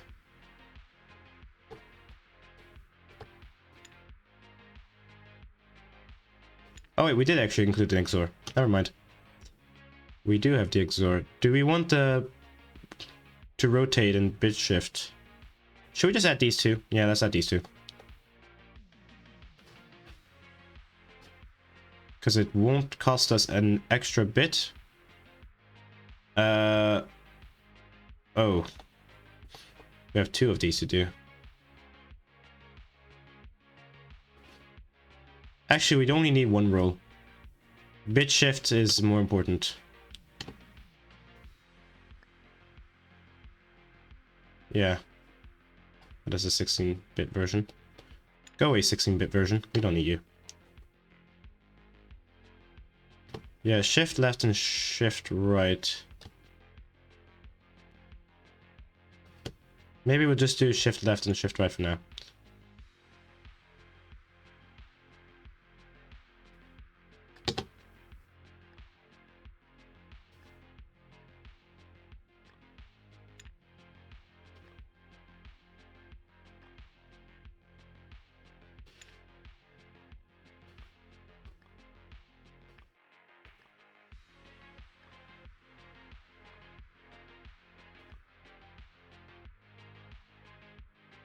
Then we need another switch.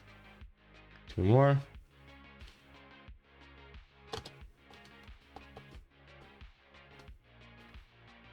Okay, yeah, we'll have to reroute this via the back.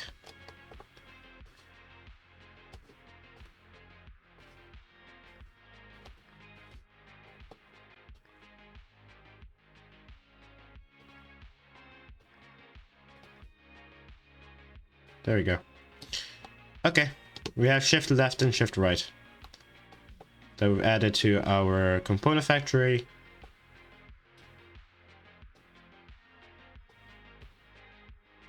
I could also for now just stick 8. Nah, that's fine. Because it'll take a bit of extra work, and I don't want to do that. Alright. We have bit shifting now. Huzzah. Huzzah.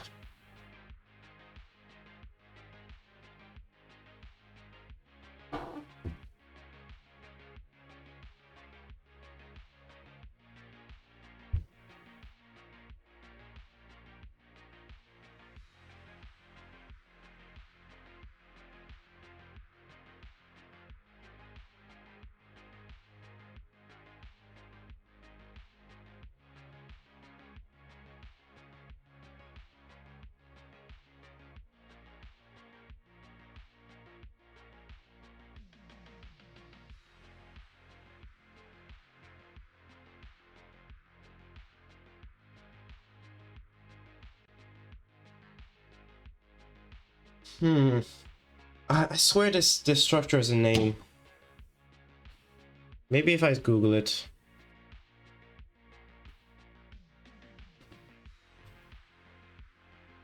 Castle curve. No, no. Let's do it. Let's do it naturally. I think I can figure this out. We're back to staring at this one puzzle.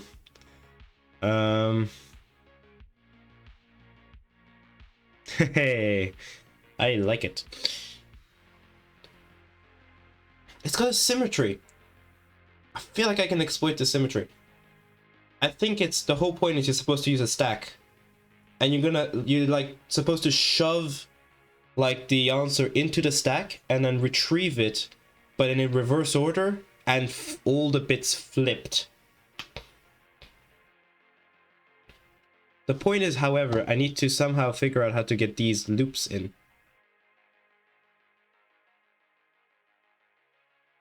That part isn't trivial to me. Is that something in reverse as well? Because if it's in reverse, then we can use that fact.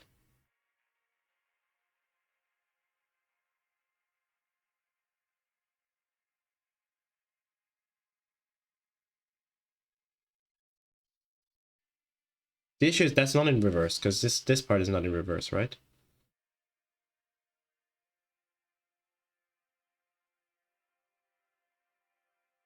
In reverse? Plus something. Or like 3 minus something.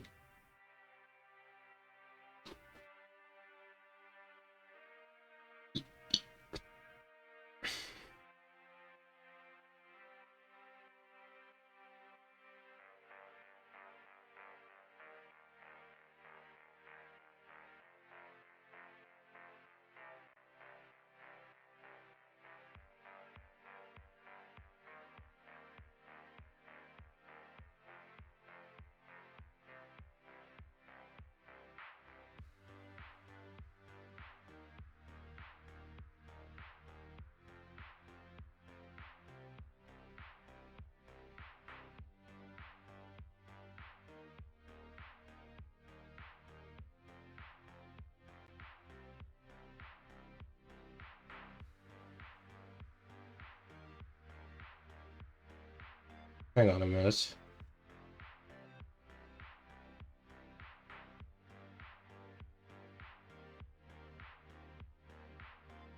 Am I... Hang on, I think I might be a bit delusional. Give me a moment.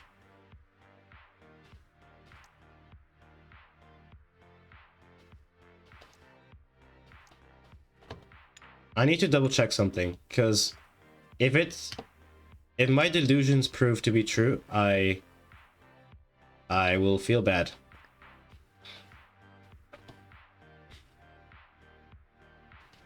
So, give me a moment.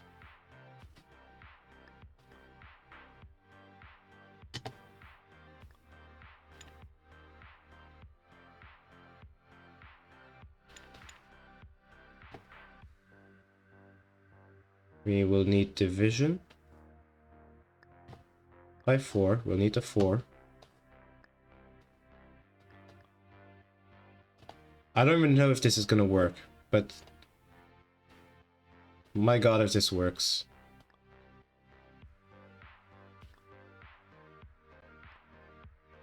Okay, we need this.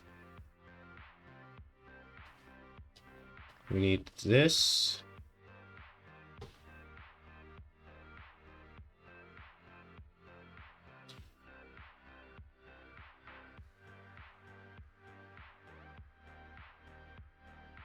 Yeah, we need to just copy this, I think. The structure. 4 times? Or 3 times? I don't think it matters. We'll do it 4 times anyways.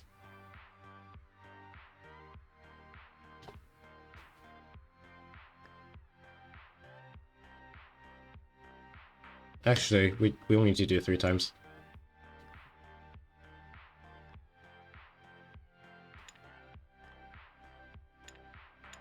No, so this goes down.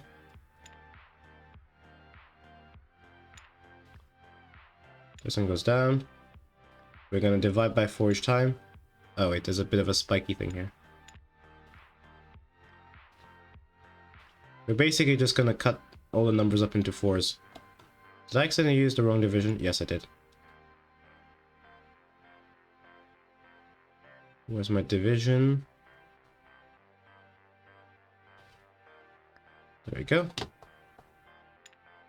Let me change all the wires to blue. Okay.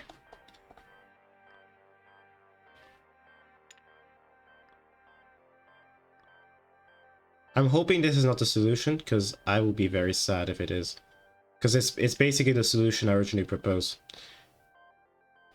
I don't think it is. We're basically just going to cut them up into 4s and then XOR them all. And maybe this will yield the thing I want. And if it does, I'll be very sad.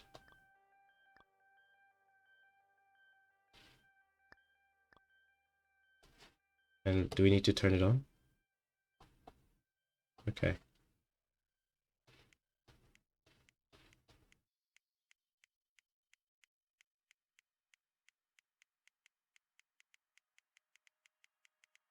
So thank goodness it's not. But I think it actually could be quite close to what we want, actually.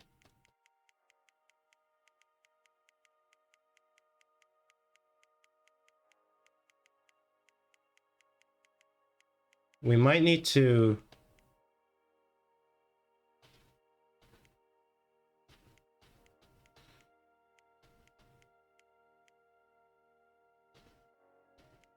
I wish we could do this for like a freeform thing, so I could actually test out where the robot goes.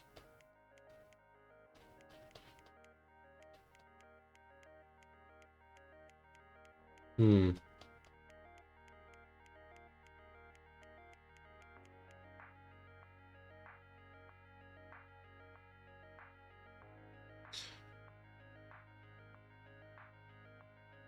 Maybe not an XOR, maybe an XNOR?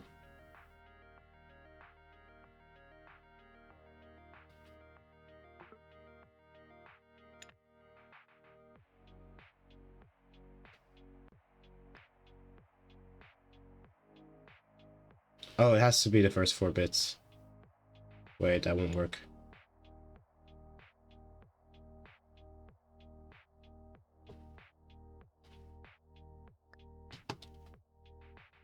Hmm.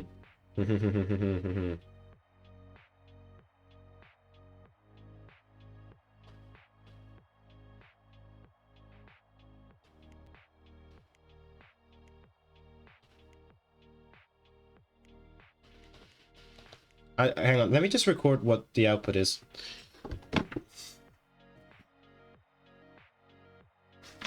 Because my delusions might end up saving me a lot of hassle. Okay, it's 0, 1, 2, 3. No, hang on. 2, 3, 1, 0, 3, 2. So that does... Yeah, that kind of does what it want. It does the exact opposite. Like, it flips it around. Which is why I was thinking this actually might work. So then it's 2, 3, 0, 1, 2, 3, 0, 1, 3, 2, 1, 0.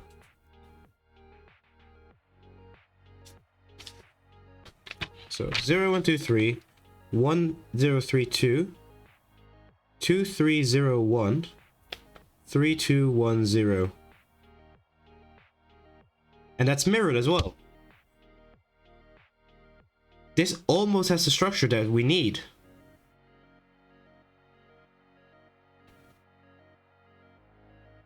It is actually ridiculously close to what we need. So it's 0, 1, 2, 3, which is expected. Then it's 1, 0, 3, 2. So that is the first. That is basically the first ring reverse. So it's kind of like turning the other direction. Then it's the exact inverse. 2, 3, 0, 1. Then it's 3, 2, 1, 0. Yeah, it's the entire previous string reversed.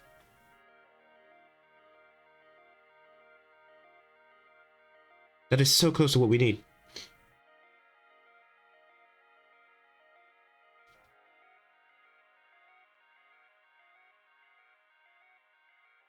So the question is, can I actually use this to find a formula? And then what's the next one? It's gonna be 1, 0, 3, 2.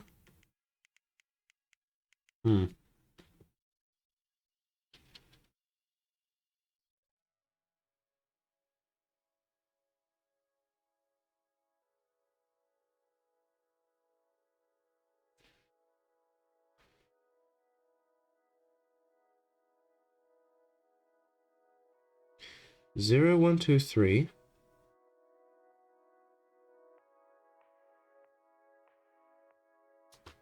Okay, if I were to draw this 1, 2, 3. 1, 0, 3, 2. Well, I'm just drawing a box on itself. Kind of. If I were to draw that out.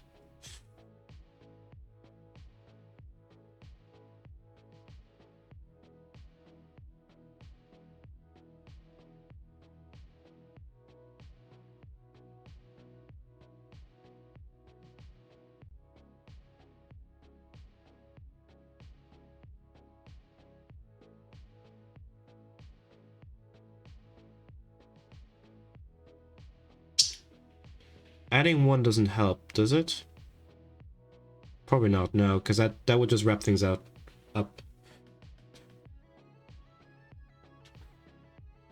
Um.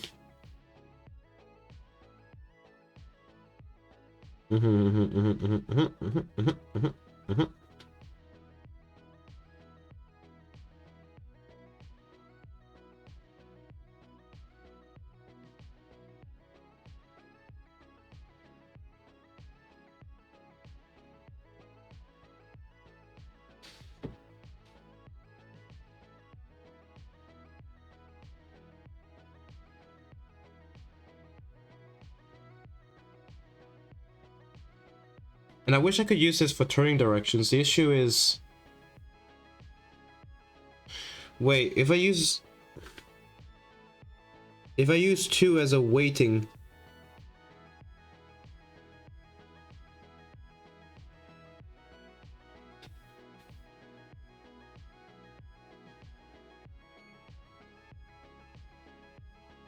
As in, I just remove all the 2s. Could that work?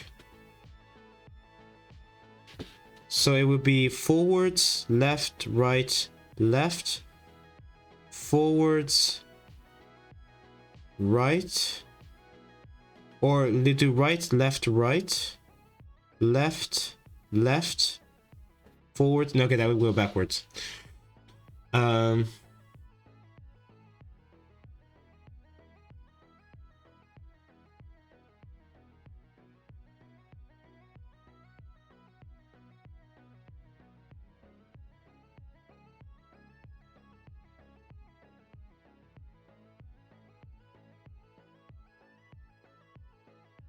So we need to somehow get that to be 3 instead of 1.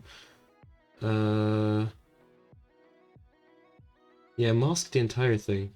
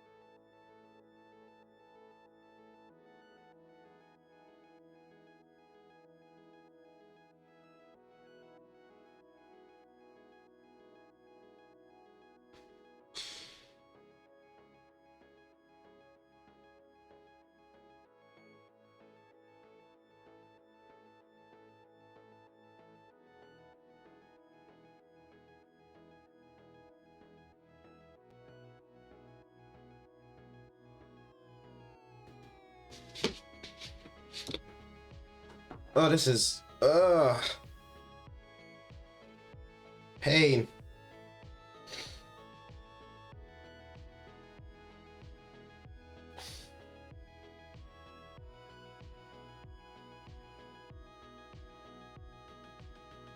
I mean, the dragon's curve just came to mind, but the dragon's curve isn't what we want.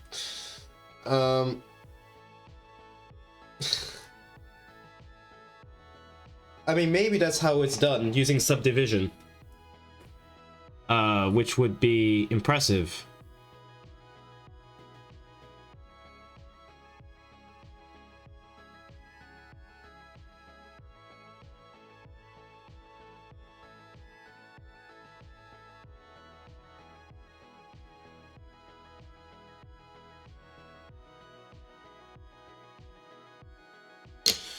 Wait, did I just say something genius? Instead of recursion, it's subdivision.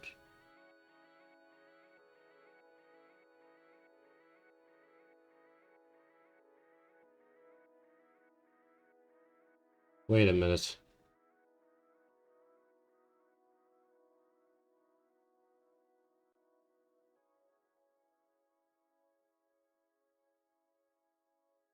What?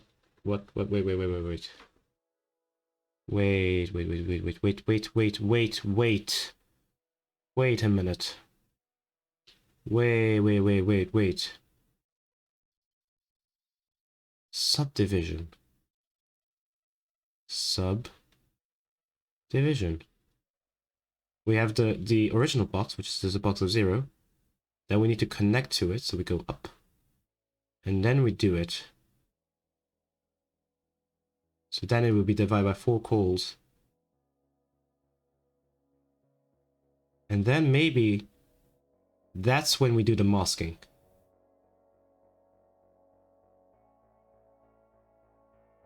Wait, is that when we do the masking? Is it that when we mask it? We put a mask. Like a mask.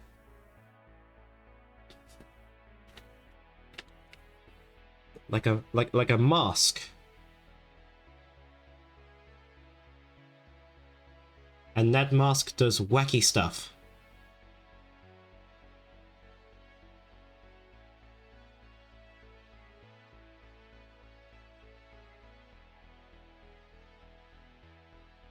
Wait.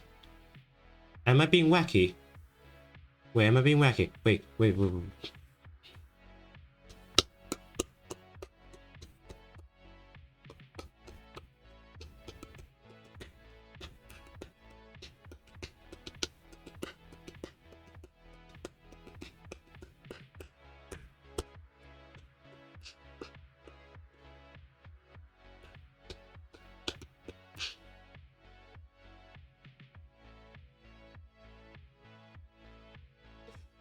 Oh, actually, did I just see the transformation? Flip.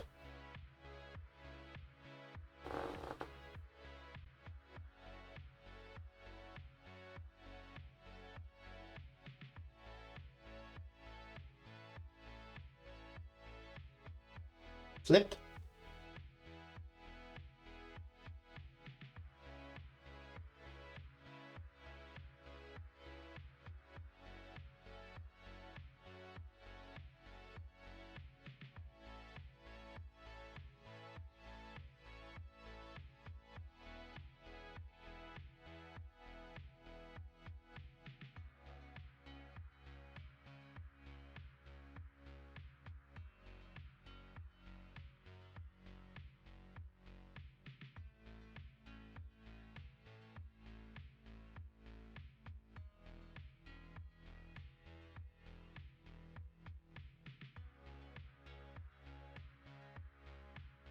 I think I may have an idea of how to solve this.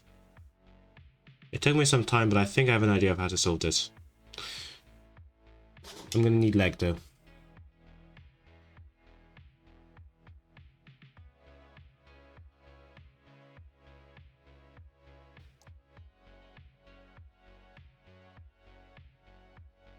I'm gonna try to write it out first, and then I'll try to explain it.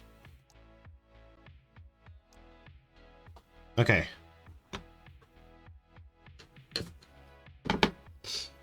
Oh, this is honestly got a really difficult problem to solve just in general, let alone this way. Okay.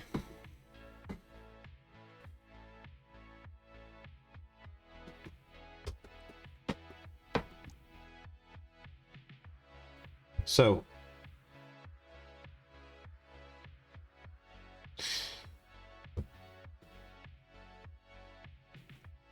does const still work? Oh, we could probably just use const. Nah, let's just...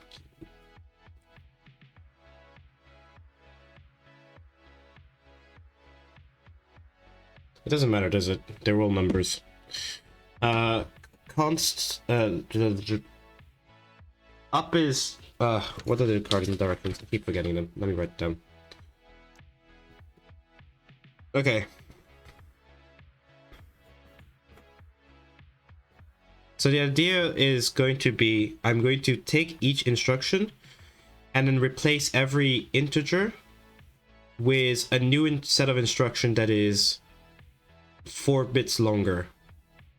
So we're going to start with an up, and then up is going to translate to up, right, down, right. And then we're basically going to do that.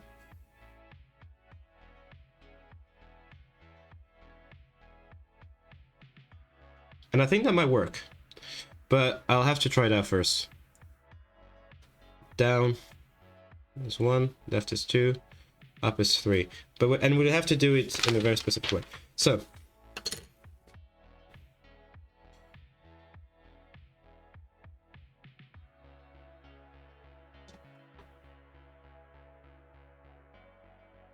to make it simple, so I don't have to keep a counter, we'll label the replacement function. Label. We'll also need to keep a size, so we'll keep 5 to be the size of our string. So register. So we're gonna need. Okay, let's get rid of this. We're gonna need a register 4. We're gonna need a register 5. No, that's not what we want. Register 5. We want. Okay, we're gonna need a stack as well. So we're gonna. Oh, well, we need RAM. No point of doing this for RAM. RAM is 8. And I think the stack is 9. We're gonna need both of these. So, is RAM the correct code? RAM's the correct code. Okay, so we have the RAM, we have the stack. The idea is we're gonna basically write down the code into the stack, and then we'll retrieve it from there.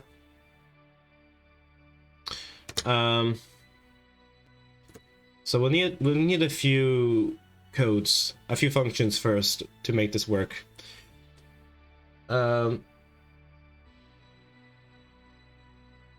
we'll need a copy. Copy. Okay. Let me write the constants up here. Yeah, you're not supposed to constantly change the assembly code, but I'm doing that because I'm dumb. And also if I didn't, then I would be writing really bad assembly code. Left is 0, const right is 2, const up is 3, const down is 1.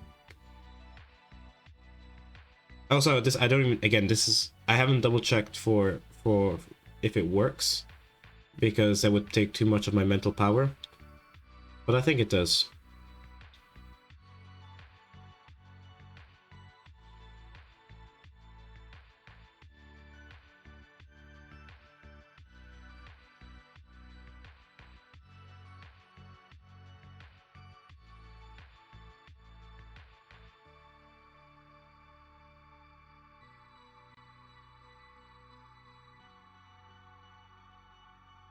Actually, my ID doesn't work.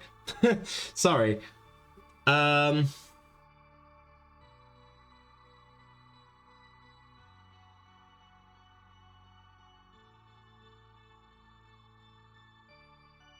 think before it works, I need to apply a transformation to it.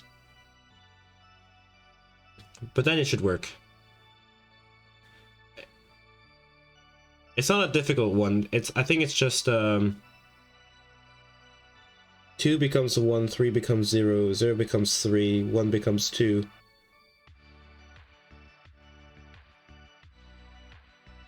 We just need to XOR it by 4, basically. First.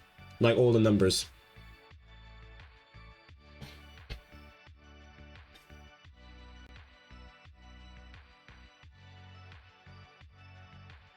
Then I think it should work.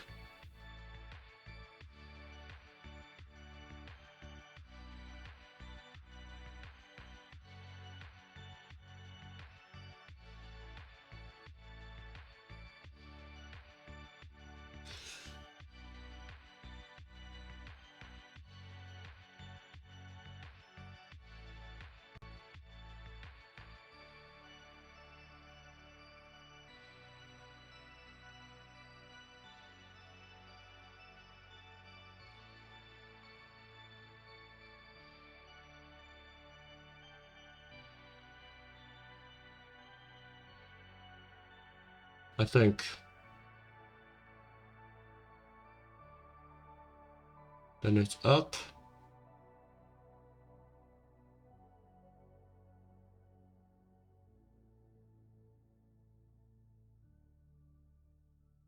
Then it's right.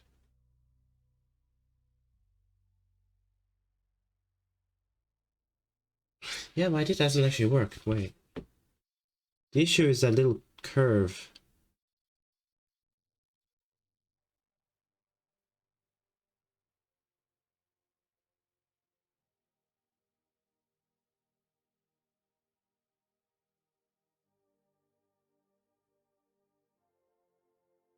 It's like it needs the previous... It's like it needs the 2 previous inputs in order to figure what it has to do.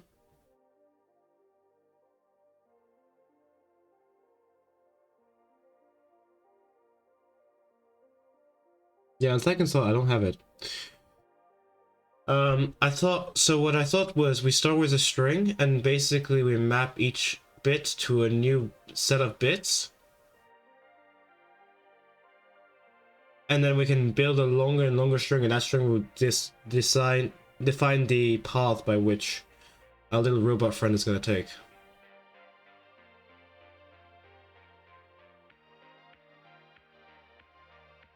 No, it actually should still work. Wait, it will work actually. There's a different way to do this. We have to build it recursively though. And we will still need the flipping thing. Actually, you know, I think that will work. That'll work. Okay. We'll need to... Okay, so we'll copy... So the copy is just gonna be add with an immediate value, like that. 2 is gonna be the empty value that's necessary. Okay. We need to XOR flip. So flip, so it's an XOR. We're gonna need that to be an immediate value. XOR was the number 6, I think. No, it was number 5.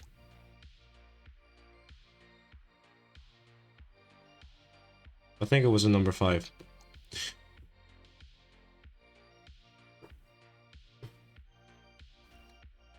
We'll just set the number width to be 4. Okay.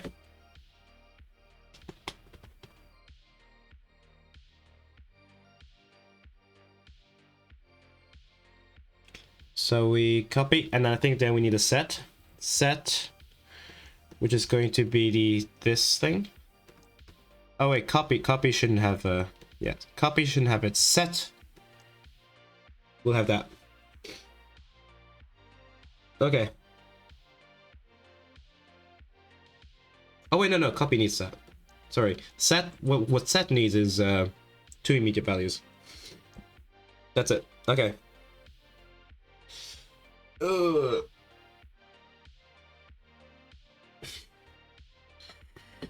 And I think I used into before, so let's use into again. Okay, so we'll need several labels. So the first label we'll need is the easiest one, which is flip sequence. So flip sequence will, if I add a comment, XOR. Actually, we don't need to XOR. Oh yeah, that's 3. XOR sequence with 3. So that will basically flip the entire diagram sideways.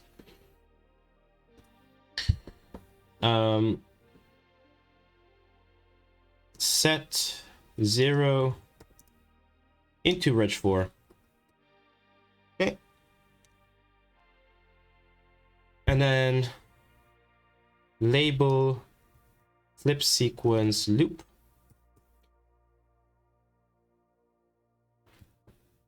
Okay, and then what we'll do is yeah.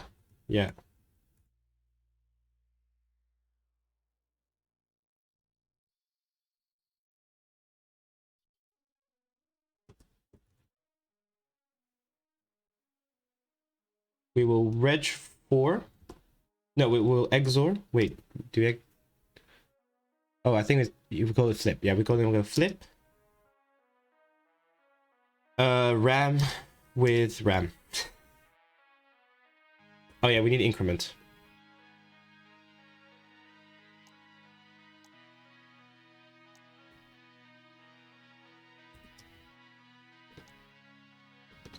Increment 1.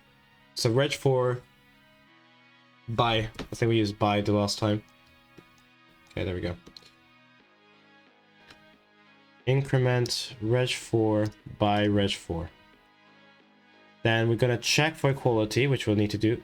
So we'll do ec2, just like before. ec2 just checks if a value is equal to something. That's a conditional, which is that one. So ec2 reg4 is equal to reg5, which is where we're keeping the thing. And then, or neck, let's do neck, not equal to, which I don't know what neck to. It's, I guess it's this one. What is it actually?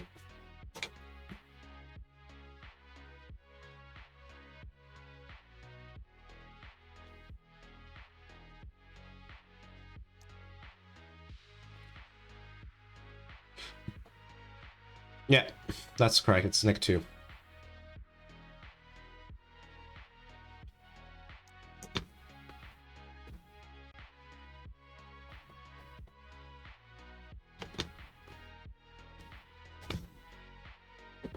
Sorry, it's actually probably easier to hard code this, but I don't care.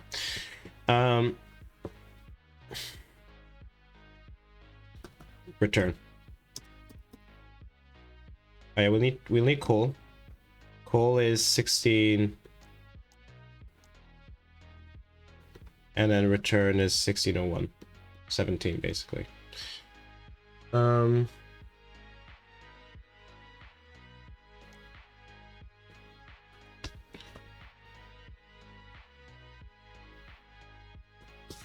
yeah, and then we need dummy variables. The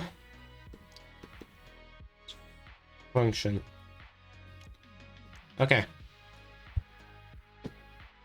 So, next we need...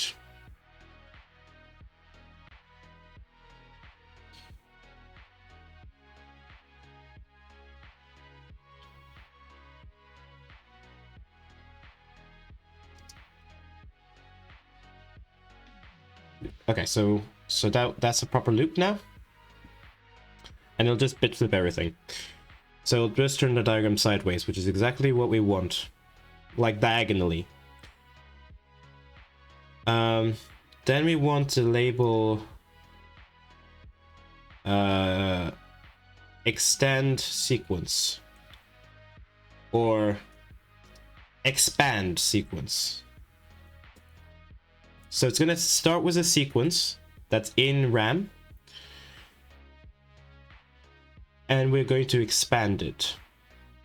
Basically, we're gonna start with this corner, and then we're gonna build this one, except it's gonna be flipped. So it's actually gonna look more like this one here.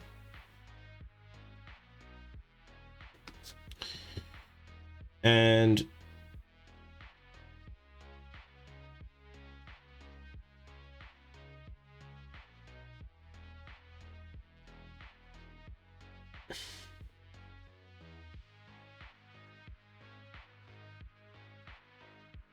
yeah.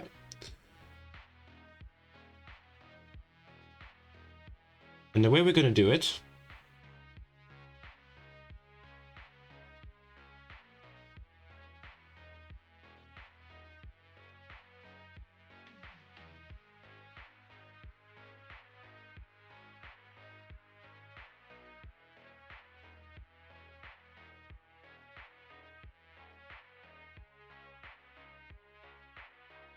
actually, we might need a little bit, we need something a little bit stronger. We'll need a complete reversal. So not just a flip, but we'll also need like a horizontal mirror. So that will only flip 2 and 0. Okay, so we need a second flip. Maybe mirror. Mirror, which will literally do the exact same thing as flip. It'll be the number 6. And instead of, I think, width,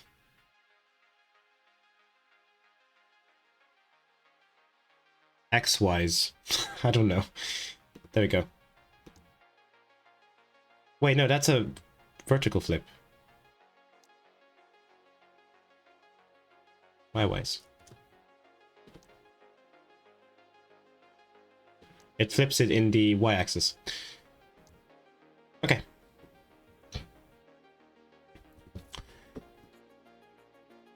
Actually, we can just call it flip Y-wise. And maybe instead of width, we'll use diag-wise. There we go. Perfect. Okay.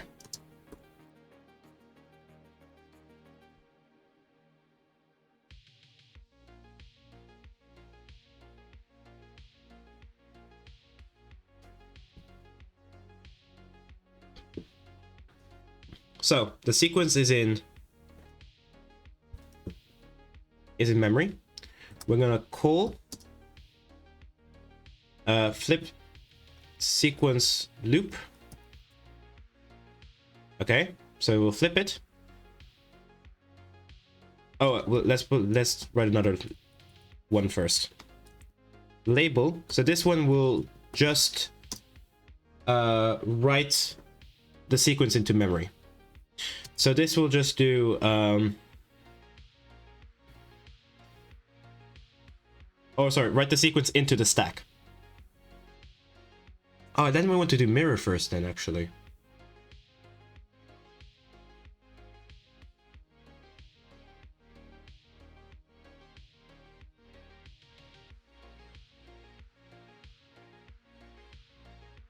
No, that's fine. That's fine. It's fine. We'll just have to remember that we have to write it backwards, basically, at the end.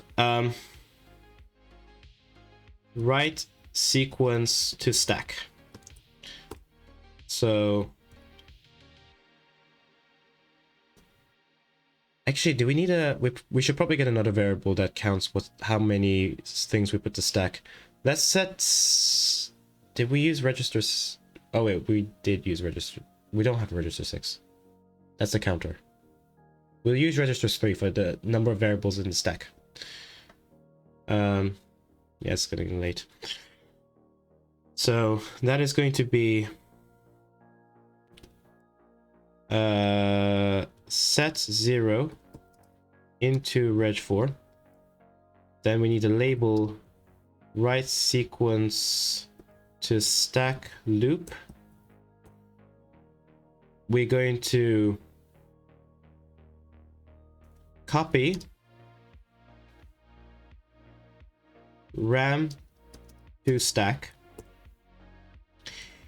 increment reg4 by reg4. We'll also increment reg3 by reg3, which we haven't defined yet. Reg3 is just reg3. Okay. So this we'll keep a... Actually, do we need to... We'll know how many are left in the stack. We don't need to calculate this. We can calculate this number directly from reg5. Okay. And then if neck to reg4 reg5, then we write we jump back to here. Oops.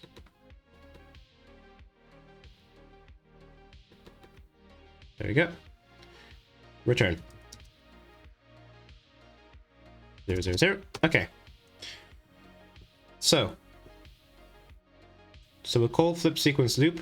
We'll call the function.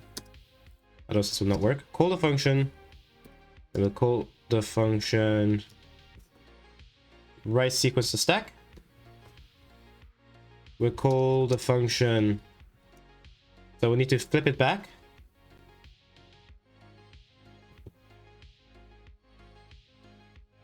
Actually, then we'll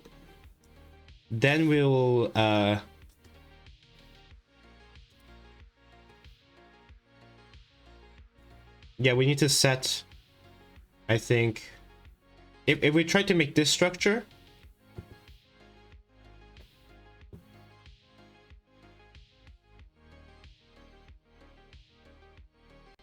it would be an upwards first, right? Yeah, it'll be an upper first. So we need to set in 3. Set 3 into stack. Then we need to flip the sequence loop again.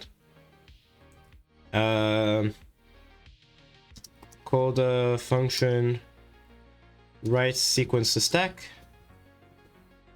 Okay.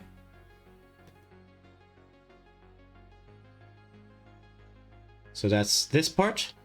Now we'll need a write words. So we'll need a 2. No, 0. Set 0 into stack. I just realized I messed up that thing. Hang on. Yeah, might jump a little bit. Hopefully it's not too weird. I forgot to check for sound before. We'll call the function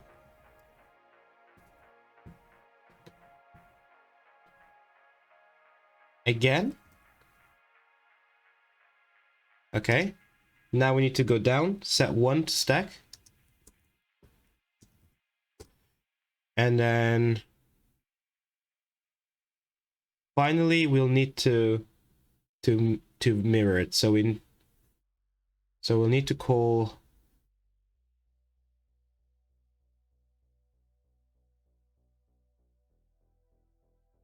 this should be diag-wise ram.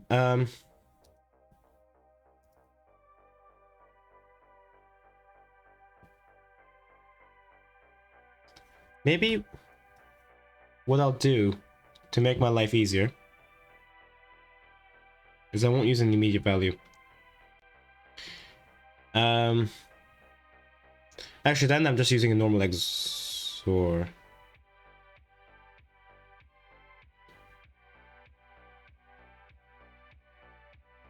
Yeah, let's just call it an XOR. Let's keep things simple. That's the right value? I don't know. So just remove flip, we'll remove width. We'll remove... We won't remove x-wise and diag-wise because we can plug those into 1. It's just I can use this thing multiple times. Okay. So XOR reg1.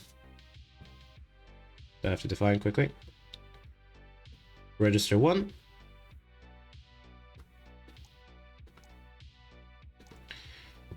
Okay. That way I can just say like set diag-wise to reg1.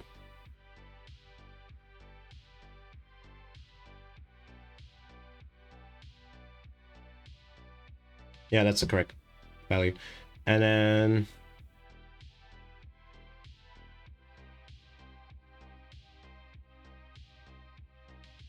for this, yeah, this one, set diag-wise, no, set y-wise to reg1.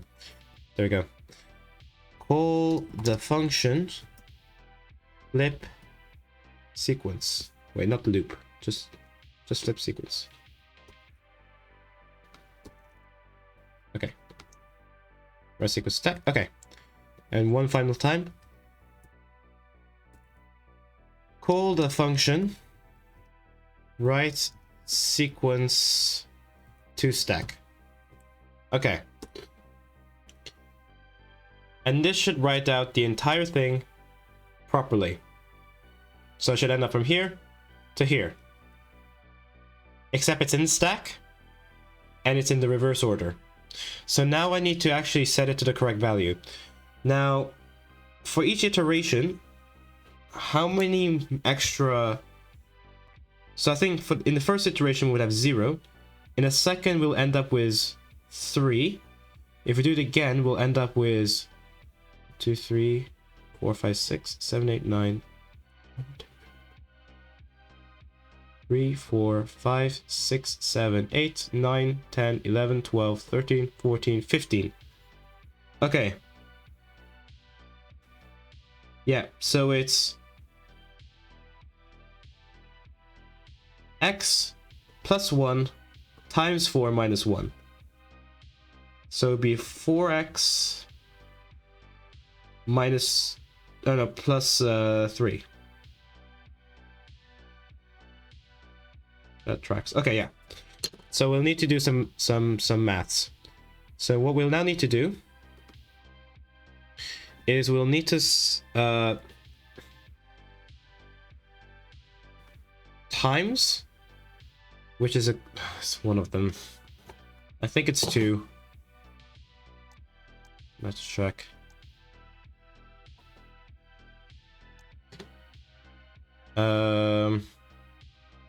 That's subtract. That's AND or not. We don't have multiply. What an oversight. Oh, it's fine. We can bit shift twice instead.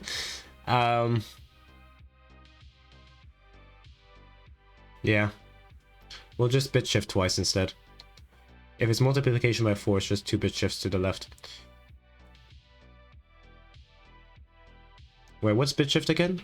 The code? Actually, I can also double check if XOR is in fact number 5. 0, 1, 2, 3, 4, 5. Yes. Bit shift to the left is 6. And we want to do 2.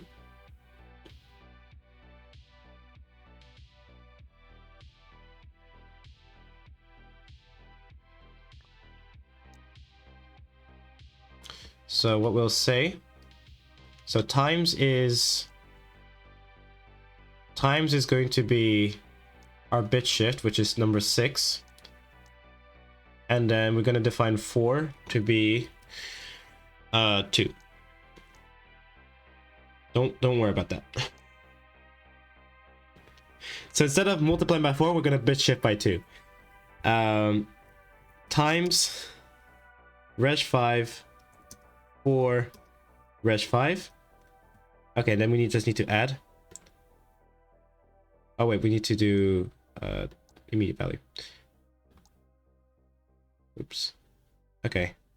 Then add. We'll delete an immediate value for that one. Okay, that's correct. Okay. Add reg5 3 reg5. Okay. That's the correct value. And now we just need one more label, which is label write sequence from stack. Now we need to do it the other way around. Okay, when we set reg4 to reg5, no, the other, set reg5 to reg4, except that copy, we want to use copy instead. Reg4. Okay, there we go.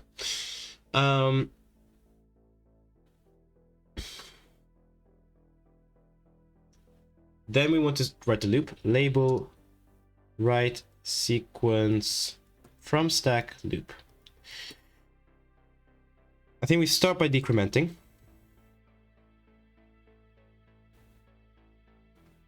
Decrement, which is going to be the same thing except we're going to do a subtraction like that.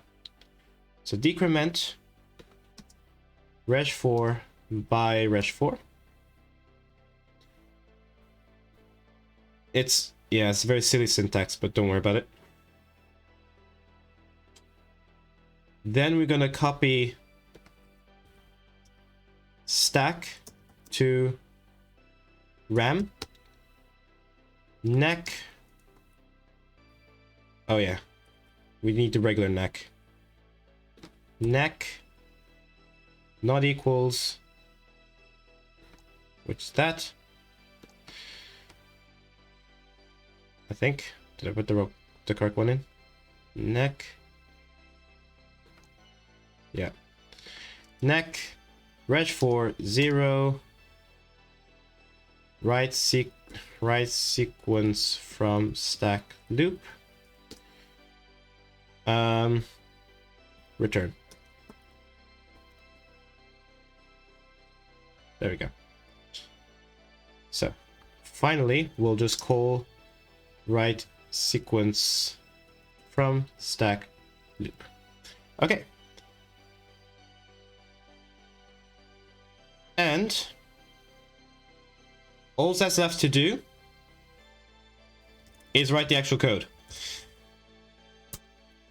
How many lines do I have? 55?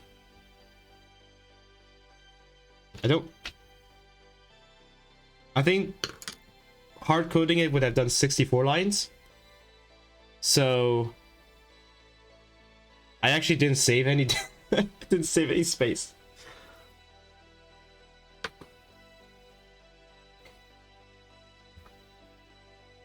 Yep.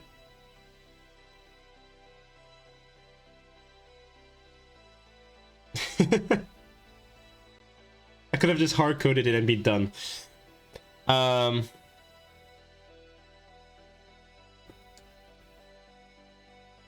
Basically, we'll call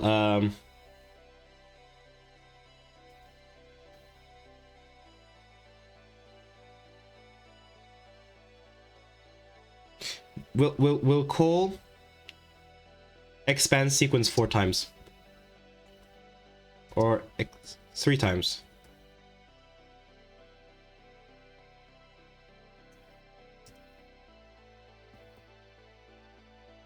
So the first time we will get this thing, the second time we'll get this thing, the third time we'll get the thing we want. And then we just need a final loop. Label loop.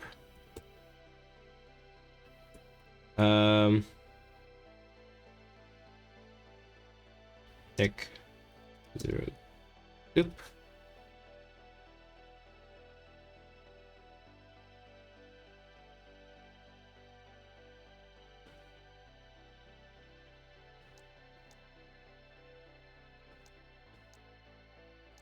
There we go. And all that's gonna do, all this loop is gonna do is copy. Oh wait, no, we need to set 0 to RAM, to reg 4. What it's gonna do is copy RAM to output.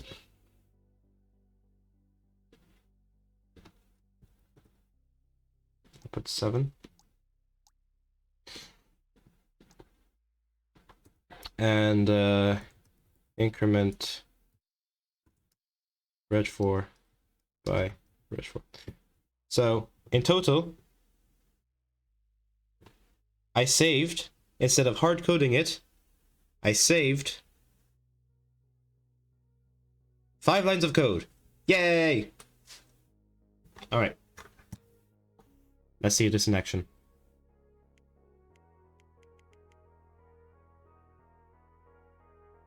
I have no clue if this will work. But it has to run this part of the code. It'll take some time.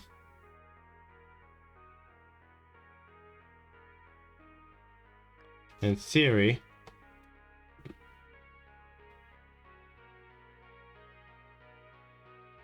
I don't think it's working. I'm very sad now.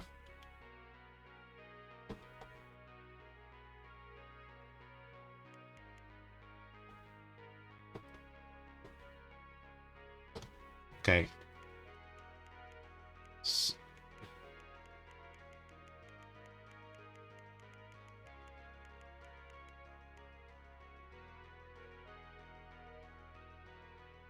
Wait. What's it doing?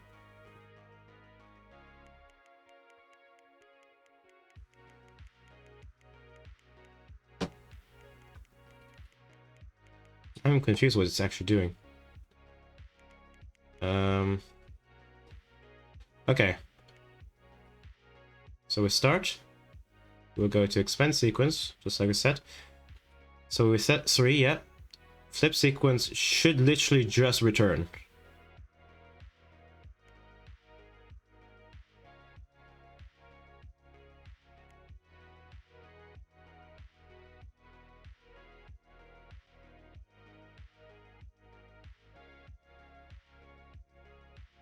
Oh, I actually didn't foresee this issue. Okay.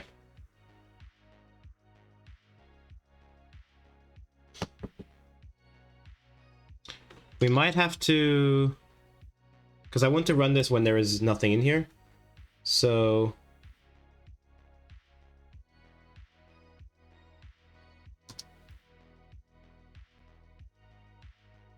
how should we do this? Act 2, Reg 5.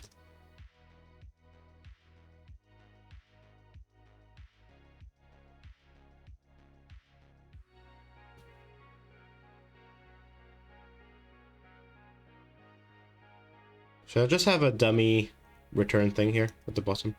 Oh. Label returno. Return. Okay, there we go.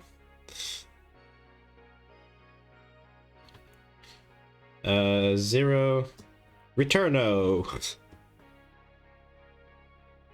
Okay. And similarly to this one. Equate to reg 5, 0 returno. That's how we'll prematurely return. Okay, so now it should actually be writing properly into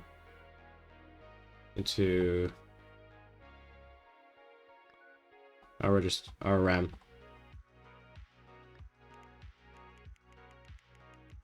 Oh, you know what? I forgot to do. Which is what I think is messing up. Oh, I know, because it's writing to stack.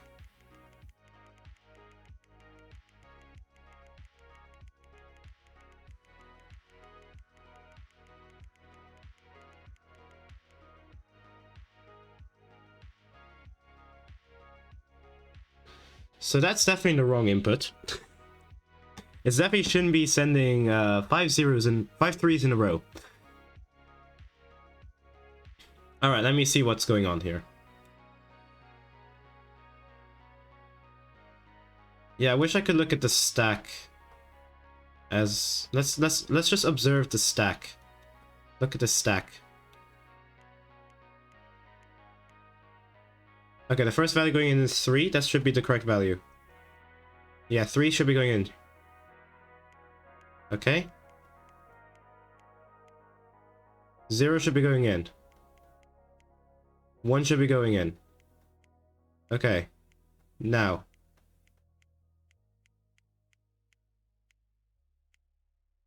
Okay. Did I put... This should still be running. Did I accidentally write the wrong function? Oh, I just didn't run it. That would explain it. Call... Yeah, I just forgot to finish this function. Write sequence from stack. There we go. Oh, call the function.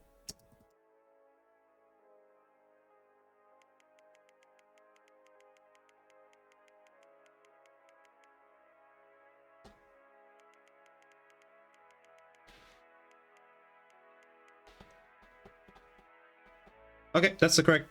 Yep, that's the correct thing. So now I should run properly. So this should slowly... Okay. And this should be the correct... That didn't look correct. Wait, why is it only going over the first 5?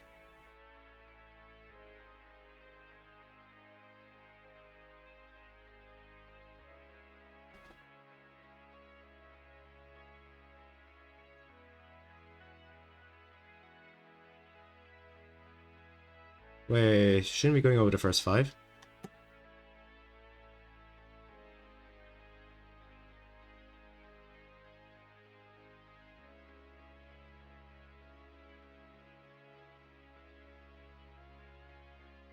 Hang on a minute.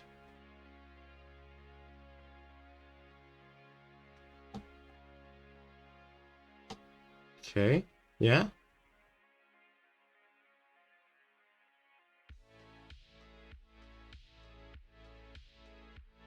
So it's 15 now. Even though that number is wrong. Where is it currently?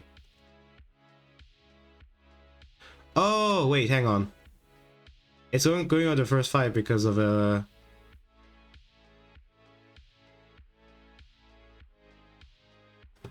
we need just a regular neck. I don't know why. Yeah, no immediate values.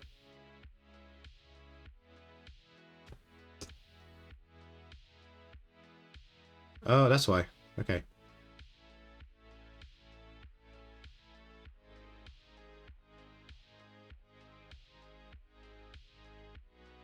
Okay.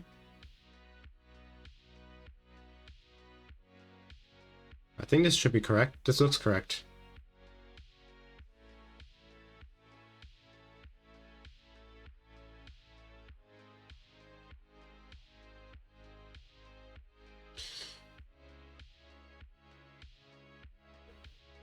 And this should be the correct instructions to get to the end.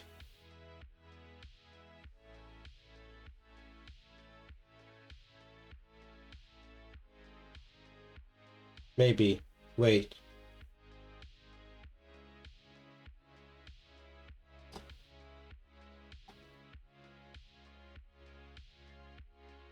Oh, maybe it has to run one more time. That does look like it's enough.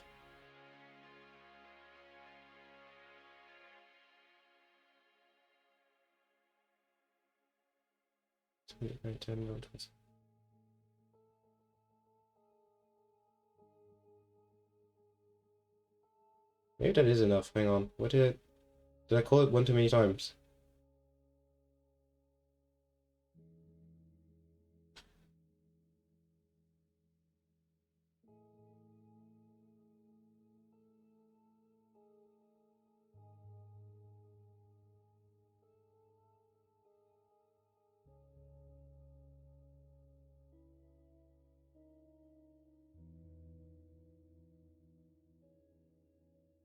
Well, we'll see what happens.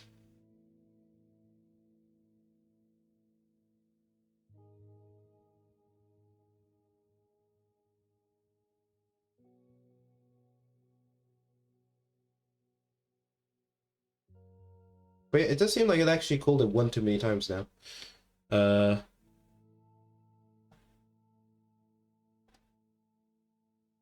mean, I was kind of lazy and I just kind of just assumed it would return it itself.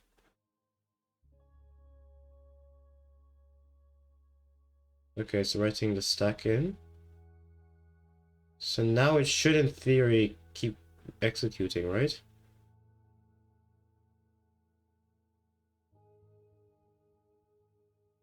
Okay, hang on. This is not working.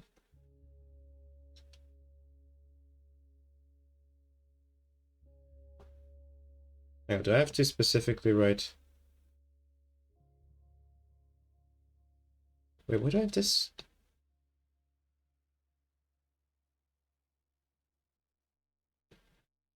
Where's this come from? Go away.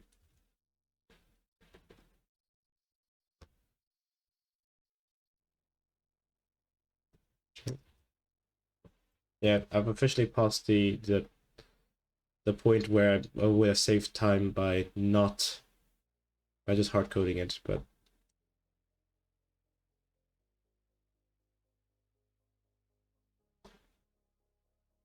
for whatever reason, okay.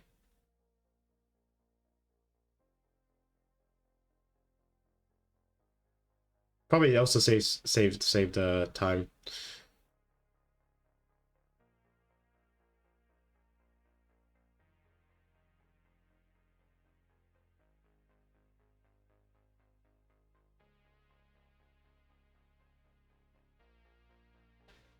That should be the correct instructions to get to the end. But then it's executing again. Wait, why is that happening? Hang on, can I add a breakpoint?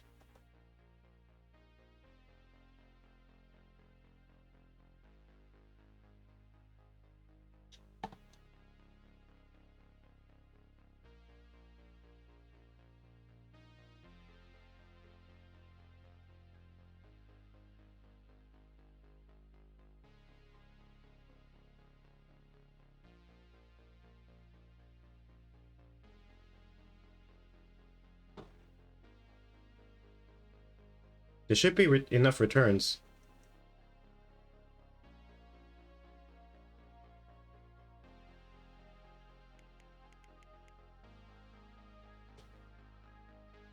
Hang on, let me see if we get back to call sequence.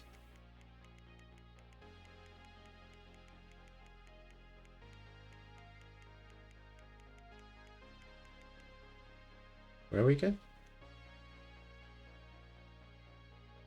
Actually, there's an easy way to check.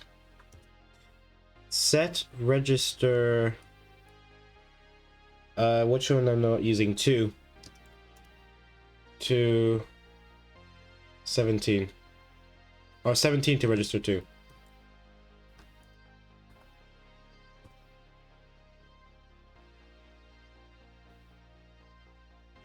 I think that's where the issues are arising. But how do I get... There you go.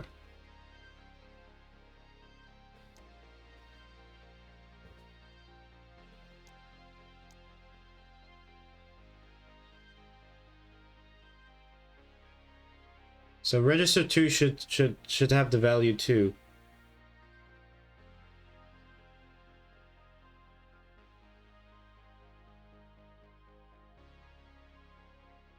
Wait, what is happening?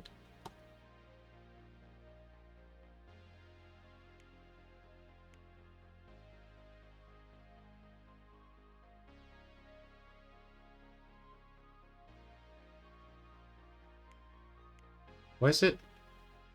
Oh!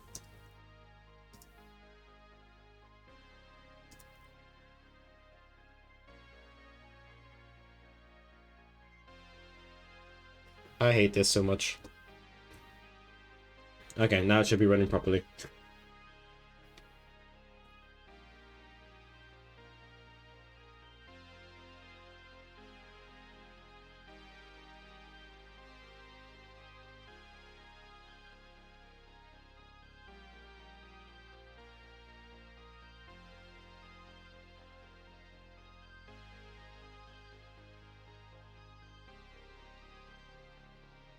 Look, I could have less code if I hard-coded certain values in.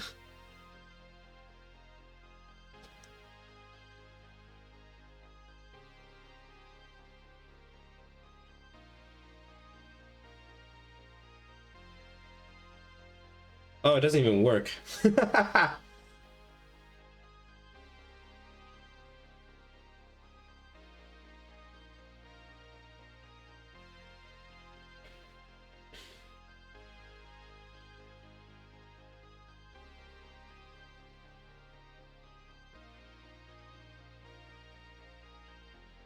I think I know why. Because I assume it would be doing this thing, except it's doing it in the wrong direction. I have to also reverse up and down.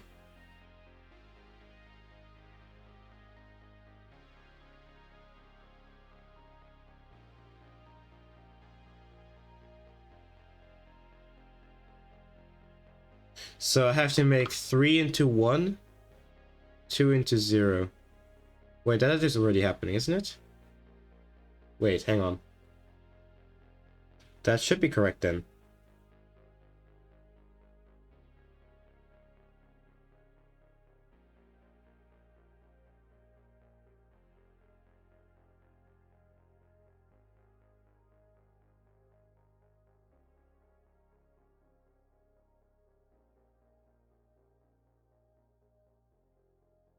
So, yeah, so when it gets there...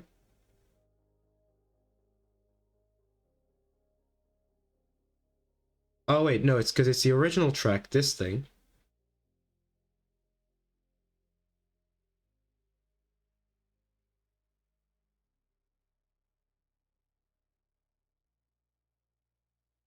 Ah, okay. We just need the... Okay, we just need the XYs, I think. I think this will work. Set XYs. Because I think I was flipping this one, but I actually have to flip this one, because that's what the original one is. But if we just flip the first bit, I think that should be fine. Because then the first bit will become... A right will become a down, which is what we want. The up will become a left. Yeah, that should be correct. Okay.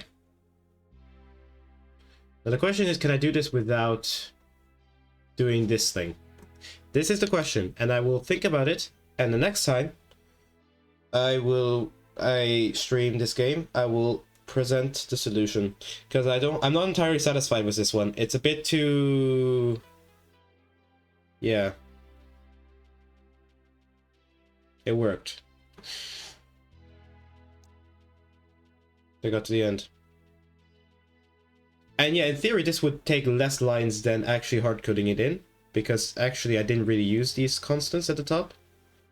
I just wrote them down for no reason. So... And also, I have spaces in. So if we remove the spaces 1, 2, 3, 4, 5, 6, 7, 8, 9. If we remove those spaces, then in theory, this code should actually take... Well, okay, 8, because I just removed this space manually. 50 lines. So this is actually a 50-line code for something that if you hard-code it is 63. I'm not entirely satisfied with the solution though, so I'll think about a solution that doesn't require us having to do this thing. This solution works, but it's a pain in the ass to actually understand. Basically, all I did was I just all I did was basically build the set of instructions necessary to get the robot to the end.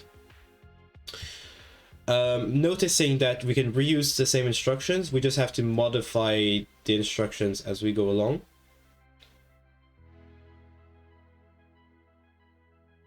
Oh wait, hang on.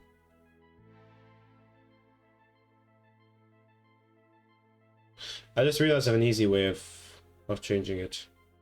We can get rid of the flip sequence thing. completely. That'll save some time. Hang on, let's do it. Instead of flipping it as we go, we'll flip it while we write it into the stack. So we'll copy stack. No, we'll do this here. We will XOR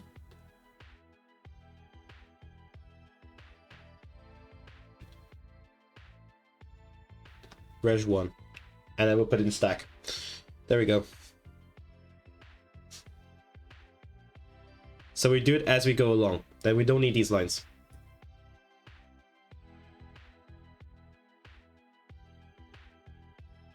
That's actually much better.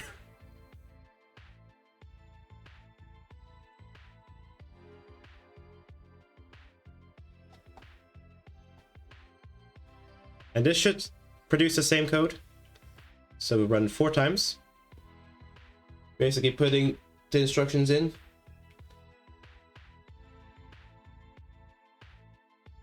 And then we put it out.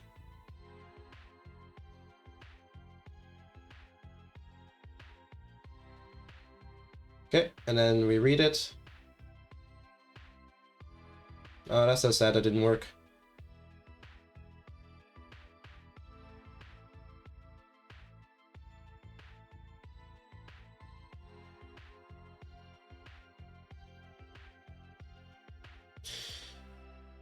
Why didn't it work?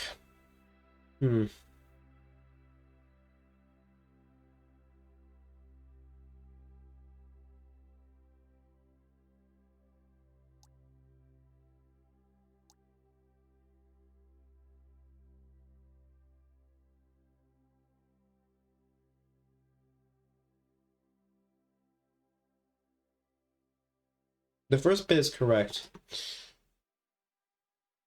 but it should have XORed properly.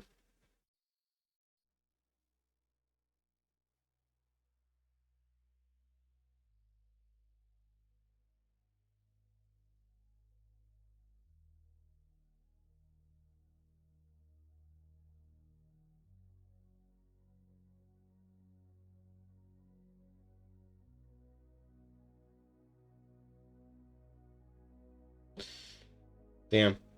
I unsolved my problems. Oh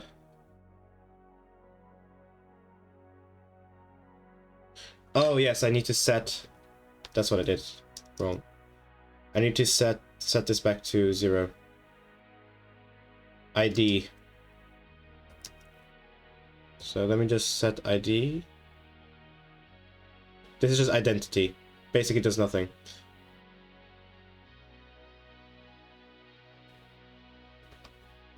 Okay. Now look. Okay.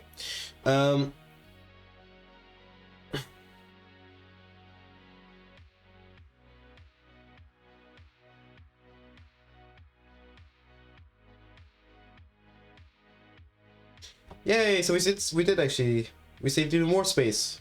46. I'm slightly happier now. Still not entirely happy though.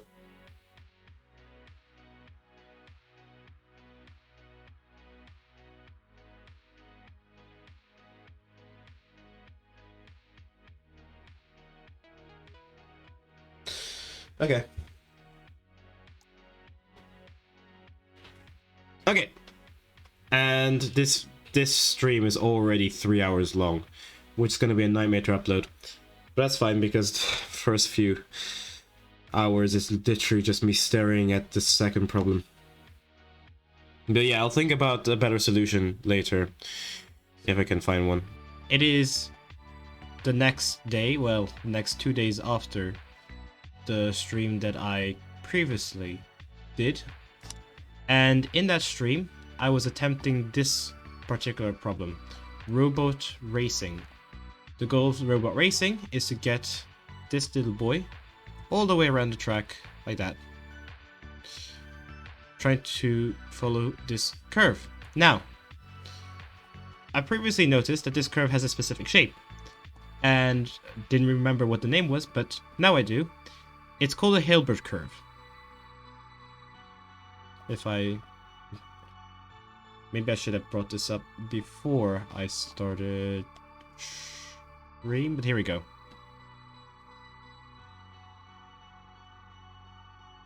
It's a Hilbert curve. Yeah, that's exactly that shape that we had right here.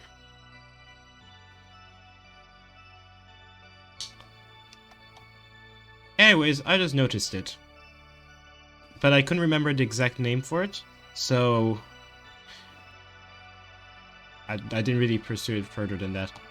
And I guess that the issue is that also doesn't really help me because it's a very abstractly defined curve.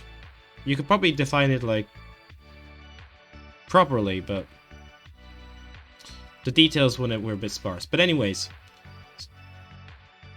I previously solved this problem at the very end of the stream using this algorithm. Oh, sneak peek. Which basically writes a sequence into memory, then uses that sequence to build a new sequence that is longer. It worked, but I wasn't exactly satisfied with it because it uses memory, it constantly writes things in and out, and that's not very satisfying. What I realized at some point in the last 2 days was that ultimately, because all the sequences are basically the same, the only difference is that we are applying an XOR mask into each of those elements in order to flip the diagram around into the correct orientation. And one thing I realize is, well, we don't have to copy and paste the sequence over and over again. We just need to save that little mask, and then we need to update the mask as we write the sequence so that it is correct. And that's effectively how I came up with this new program. That's it. It's just those 22 lines. That I've called the function Hilbert since, well, it's a Hilbert curve. But basically, what it does is recursion. Yeah, so this is basically doing it iteratively. And this is doing it recursively, which is a slightly different way of doing it. This recursive solution basically breaks down our problem into smaller subproblems. So the highest level one will solve this entire maze. It does this by first solving this smaller maze, and then it solves it by solving this maze. And then at the very bottom, it solves nothing. This is what it says at the top here. This part, it just says if we are in the instance where we're solving 0, we get nothing. We return nothing. And the idea is that register 0 would record our depth. So how deep we're going depends on this value, on the value of reg 0. Every time we go deeper into Hilbert, we reduce the depth by 1. So that means we create a simpler curve. Right? The bigger this number, the more complex our curve is going to end up as. And then, this in theory should build the part of the curve that we want. However, if we were to just run it straight, it's going to build this part of the curve over and over again. But we don't want that. We want that to be oriented in different ways. And that's where register 1 comes in. Register 1 is, as I said, the mask. It is basically what we want the orientation of the diagram to be. So we save the orientation in register 1, and then we update it accordingly. So here we update it to using XOR 2, using this diag-wise constant, and then we undo it because we want the original, we want that one, and then we redo it, and then we just remember to undo it at the very end because this register is universal between all calls of Hilbert, so we want to make sure that once we return it, it's the same mask. It's kind of a way of ensuring logical consistency. Anyways.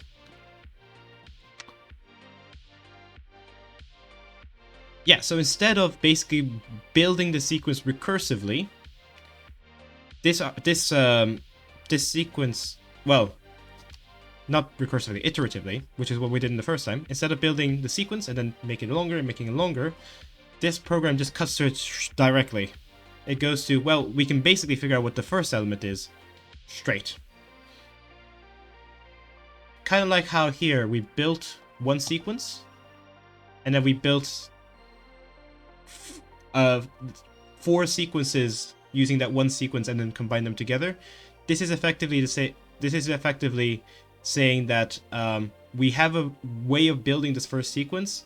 Now let's just build the next part directly without explicitly writing it out. That's kind of what's happening. And just to prove that it works. Oh wait, we need to prove that button. Very slowly chugging along.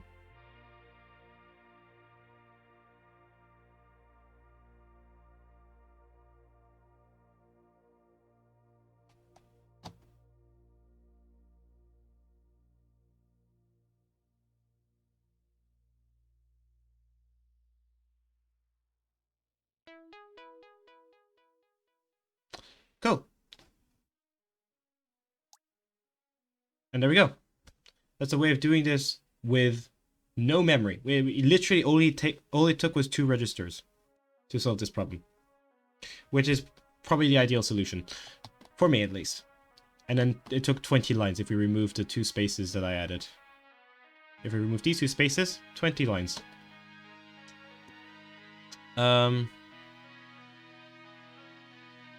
So yeah, okay, that's it. Thank you very much for joining me on this very long and arduous game. We only finished half of the assembly challenges. Well, not really half, but I think some of these I recognize. I think Tower of Aloy.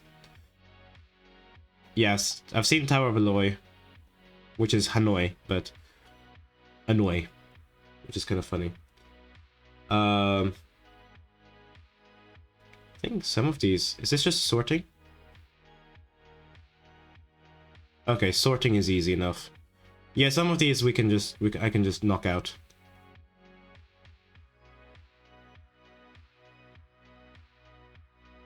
Yeah, it's fine. The rest should be easy enough, so maybe I'll knock them out in one go the next time I stream. This game, specifically. I don't think I'll stream it tomorrow. Maybe Monday. But yeah, thank you very much for joining me, and I'll see you another time. Bye-bye.